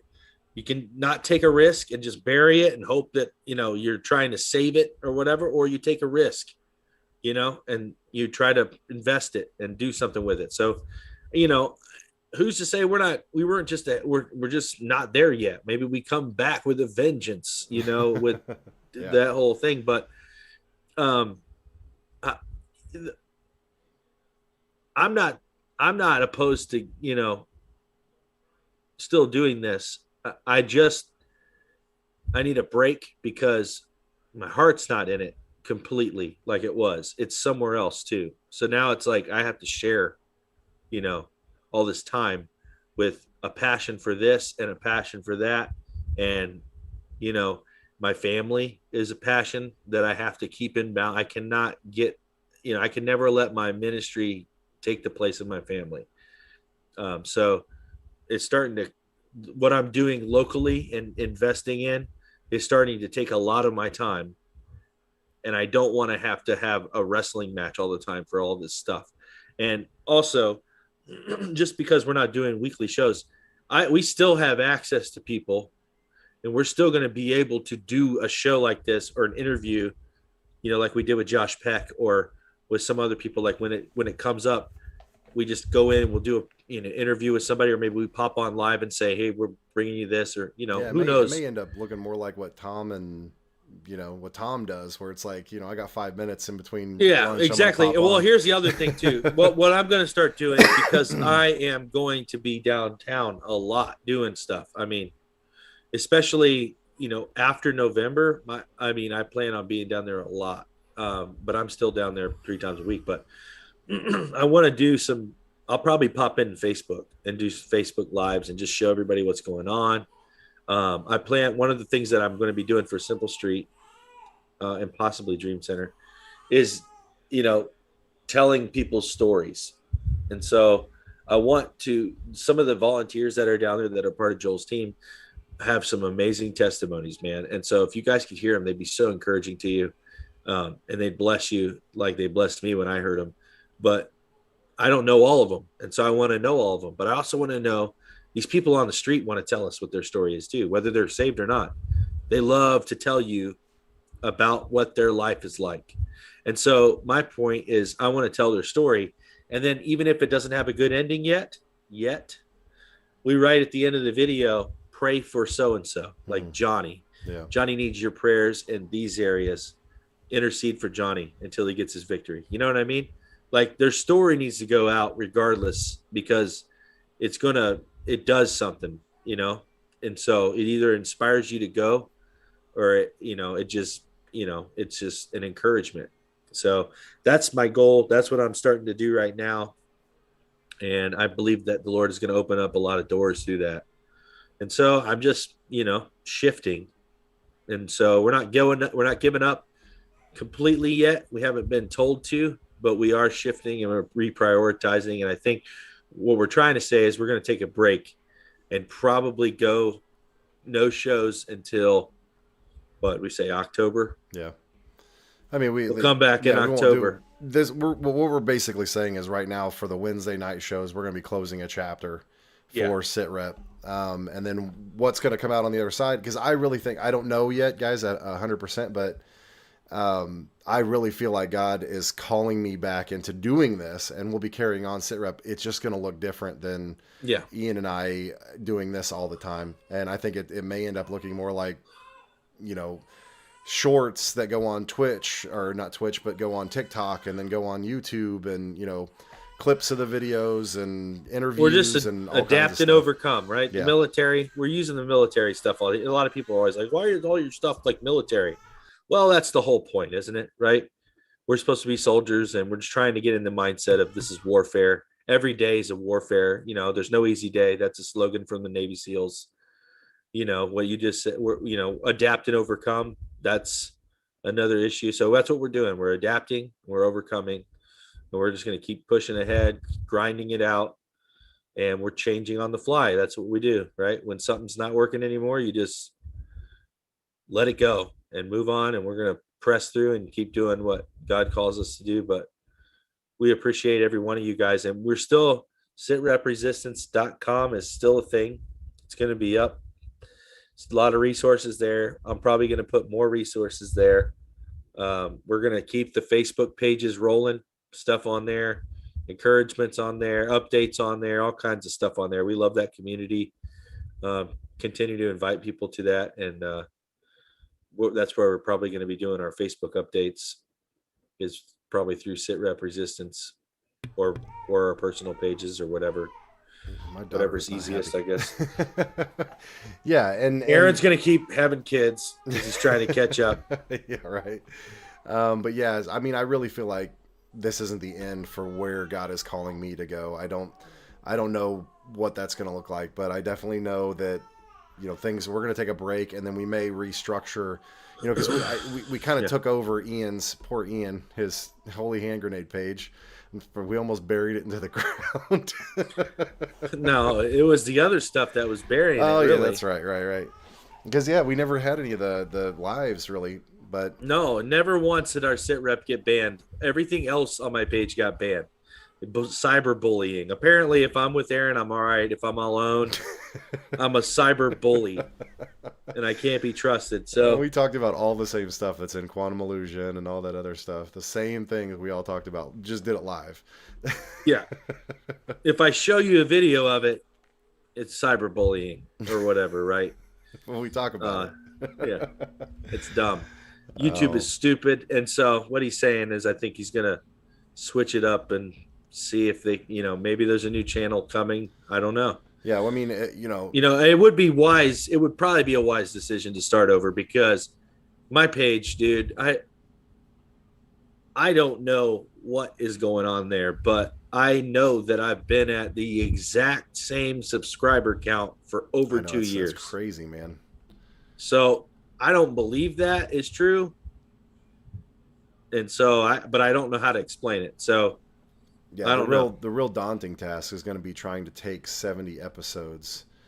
And well, you don't. Maybe you don't. Maybe just say, you just go watch it here. Like me, I have a bunch of my stuff on Take on the World TV. Yeah. I probably haven't put anything on that channel since. Yeah, but see, 2019. Is I'm a completionist. Well, now you have 70 episodes on this channel. Yeah, 70 episodes that have to completion. Oh man.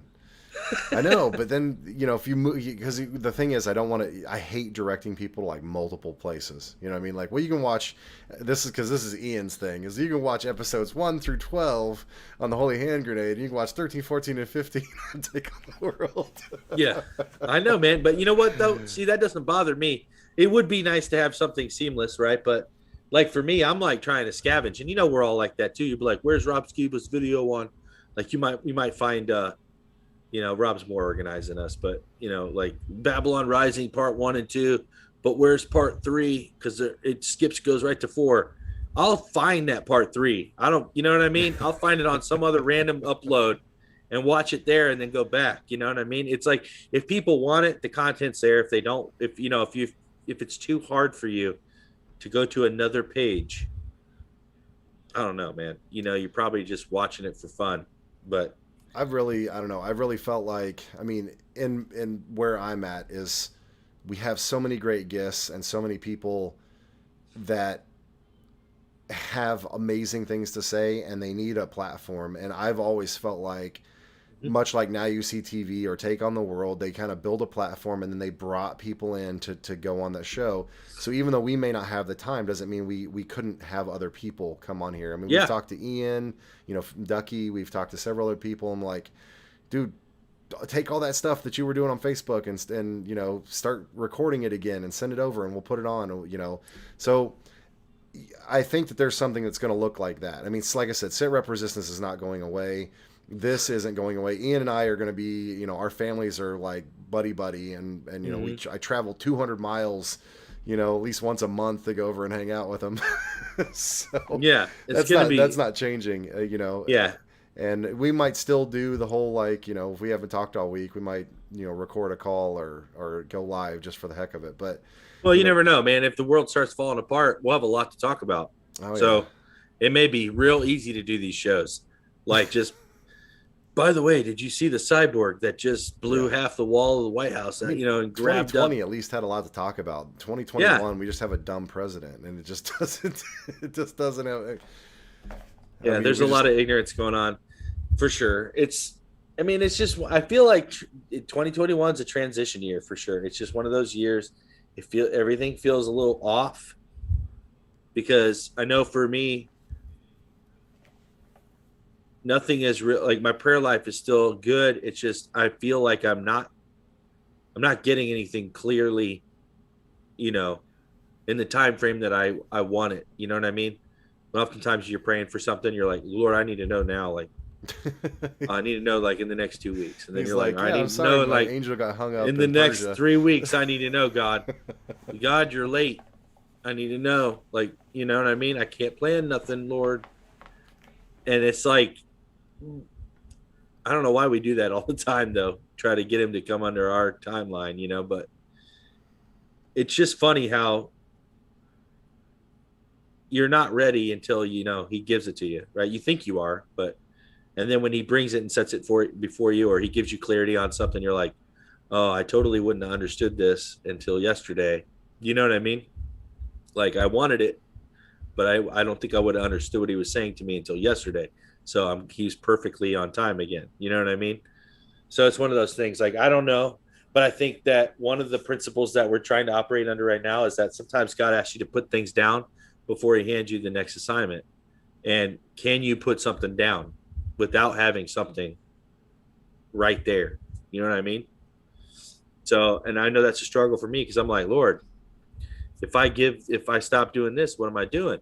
You know what I mean? Like, I made a commitment for this, and now I'm just going to stop it. Like, you know, what am I going to, you know, and I just felt like he was saying, I'm not going to, you know, it's kind of like when I had to delete those videos, right? Because like we just said, my channel was about ready to get deleted because I'm a cyberbully, and I had like 190 videos on there, and 70 of them were like super controversial, and it was just like one after another was just constantly getting strikes. And I'm like, dude, this is going to end up taking down our whole channel. It's going to take down all the subscribers, everything. We're going to have to start over unless I felt like the Lord was saying, delete all of your stuff, your controversial stuff. If you think it's controversial, just delete it, right? And I'm like, well, if I delete it, it's nowhere else on the internet, you know. But then in the back of my mind, I was thinking, well, I have the backups. I made the videos. They're probably on my computer somewhere, right? No big deal. So I deleted them all. And I felt like I was saying, like, in order for me to, you know, your identity now has become this. And so if you want the identity that I have for you, you're going to need to drop this identity so I can give you a new one, right? So I was like, man, this is a struggle. When I hit that delete button, it was like painful, you know, but it went away, and I was like, oh, man, but in the back of my mind, I still thought I had them. Well, a couple months ago, I pull out my old computer because it's on my old Mac Mini and my old hard drives, and I start combing through for some of the videos that I lost, and they're not there. I can't, literally, none of the backups to my software stuff. They're gone. They're gone. And that was like the second punch in the stomach. Like, yeah. So I'm like, oh, now I literally don't have them. So luckily I have like Quantum Illusion and a couple other videos that were like my main ones. And then all 14 of the Reality Distortion Effect. Those are there on Take on the World TV. And I also have those backed up. But everything else, gone. Which sucks. But, you know, it's okay. There'll be other stuff. God will do it again. You know what I mean? Our number one fan said, don't forget to remind everyone that we'll be speaking on Take on the World at the end of August. Yeah, absolutely. Ian and I will probably going to do, I think they want us to do a panel with Tom Dunn and Jeremiah Dirt on spiritual warfare. We're going to try to do a live Sitrep with Q&A. That's just, we're going to do it with the audience. We'll have something that, kind of the same kind of format that we do. We just play off each other, and then we have our own independent stuff that we're going to talk about. So yeah, we're going to be all over, Take on the World. I can't wait, man. I can't wait for the Go There For conference either. I'm excited. Those are my vacations, man. It's so weird that yeah, I wanted to just, I'm excited to just go to the conferences, man. Like, I just like to be around the people, lots of good friends and people you don't get to see in real life that you're buddies with, and when you get that hug, because now that COVID's not there, there's no masks, no hugs, no fear. I hug people anyways. I know, I'm just being that guy. But yeah, that's that's the best part of it, is meeting up with people and saying hi in real life and all that, meeting all the other new people, meeting the people that watch you and that you inspired, that show up, that, that's because that was me, a couple years ago. That was me. I was the guy showing up to say thank you to some of these people that put content out there that I got a hold of. And now I'm there. So who knows who's next, man? Yeah. And we'll be updating everything. If we do come up with a new YouTube channel, that'll be, we'll actually make a video or something, because I know a lot of people aren't on social media. Of course, it'll be on our Sitrep Resistance page. It'll be on the sitrepresistance.com. We'll link up and let everybody know. Like, so we're going to take a couple weeks off to kind of regroup, and then, guys, be praying for us so that we can get some answers on direction, and that God's laying things out for us. So that we fall into what we need to, and we don't try to do things on our own. That's the biggest thing, is this whole idea of comfort that we were talking about. Is we could very easily find a comfortable situation and just sit here and continue to do this over and over again, but then fall out of the will and what God wants us to do. So we really want to take a break.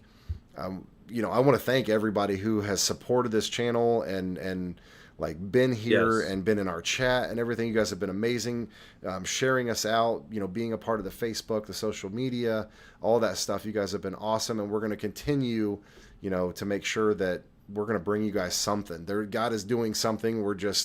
We're in transition right now, and that's where we're at. And so I guess the only other major thing is, we are going to be taking, and this was pivotal for the last Go Therefore conference for us, was our pamphlets, our books that we have, the prayer manuals.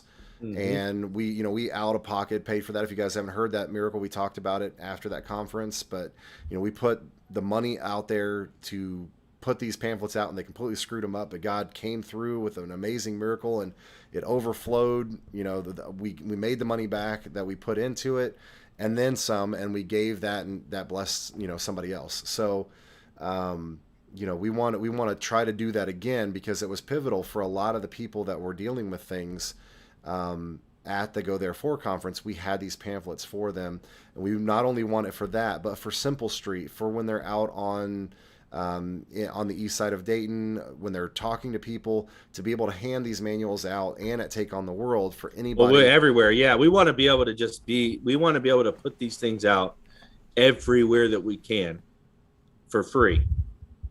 I can't do it with my funds. We don't want to have to out of pocket it, but we can do it together if everybody puts a little something towards it, right? Paying it forward. We know what the value is to get your hands on one of these prayer manuals. It's got a lot of good stuff in it. It's powerful. It speaks right to issues. It teaches people about, the importance of, just having a good foundation, and some people, they don't know how to pray, right? So that's really what this is about, equipping people. We want to be able to give them to the conferences. We want to just be able to bless people on the street with them. We have a table when we go out to serve and stuff. We have a table with like Bibles and resources and all these little devotional books that they can take with them if they want So we want to add them to that. We want to put them everywhere, man. I mean, yeah, if you guys don't know, there's a free PDF download on the sitrepresistance.com site, because we don't charge for it. We want that information to be out there, but it does cost money to have them printed and produced.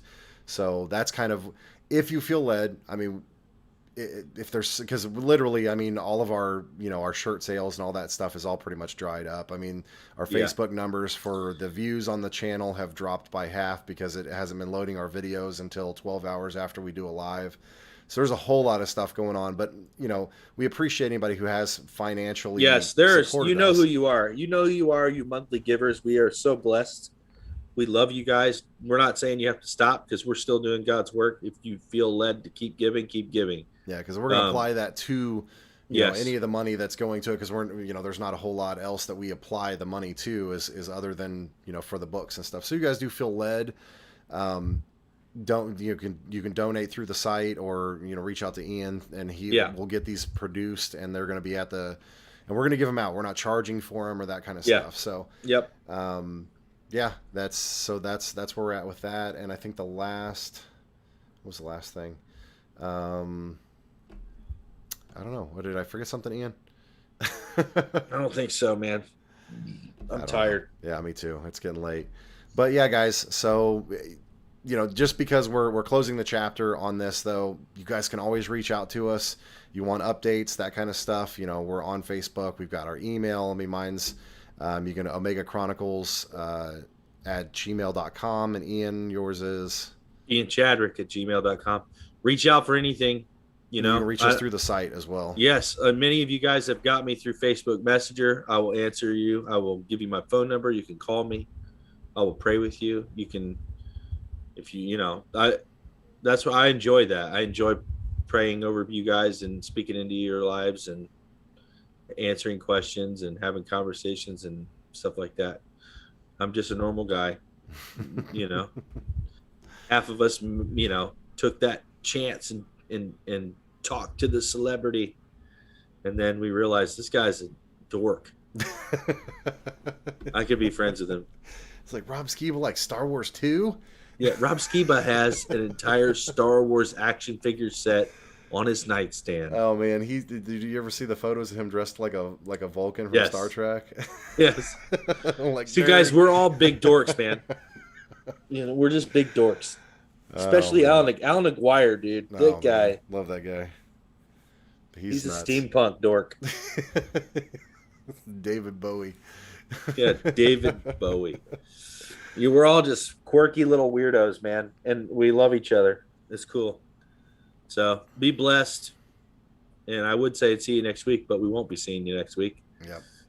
Yeah, we'll keep you updated, guys. Like I said, we're at least going to take a couple weeks off before we can get some content out or re-release some stuff. But we'll keep everybody updated as you know, as needed. But keep praying for us, guys. Yeah, that's what we really need as we transition through this and figure out where God wants us to go. So, and encouragements. Send us encouragements and prayers and all that stuff. It means a lot to us. Yep. And guys, don't forget, I mean, the one thing that God has constantly told me throughout this is testimony, testimony, testimony, testimony. If you guys haven't done it yet, record your testimony, video your testimony, write it down, whatever, and send it over on the Sitrep Resistance. Guys, practice it, because your testimony is how you're going to reach out to people. So, yeah, guys, keep doing that. And I don't know, man, that's pretty much all I got. I enjoyed this, Ian, and I'm glad we got to talk about some cool things tonight. And I thank everybody again in the chat. It's good to see all you guys. And like I said, don't be strangers. We'll pop back in a couple weeks and catch up with you guys. Yeah, for sure. All right. Well, guys, we will talk to you again soon. And we love you. Yah's blessing, and may he bless and keep you guys. And we'll see you guys soon. Love ya. See ya.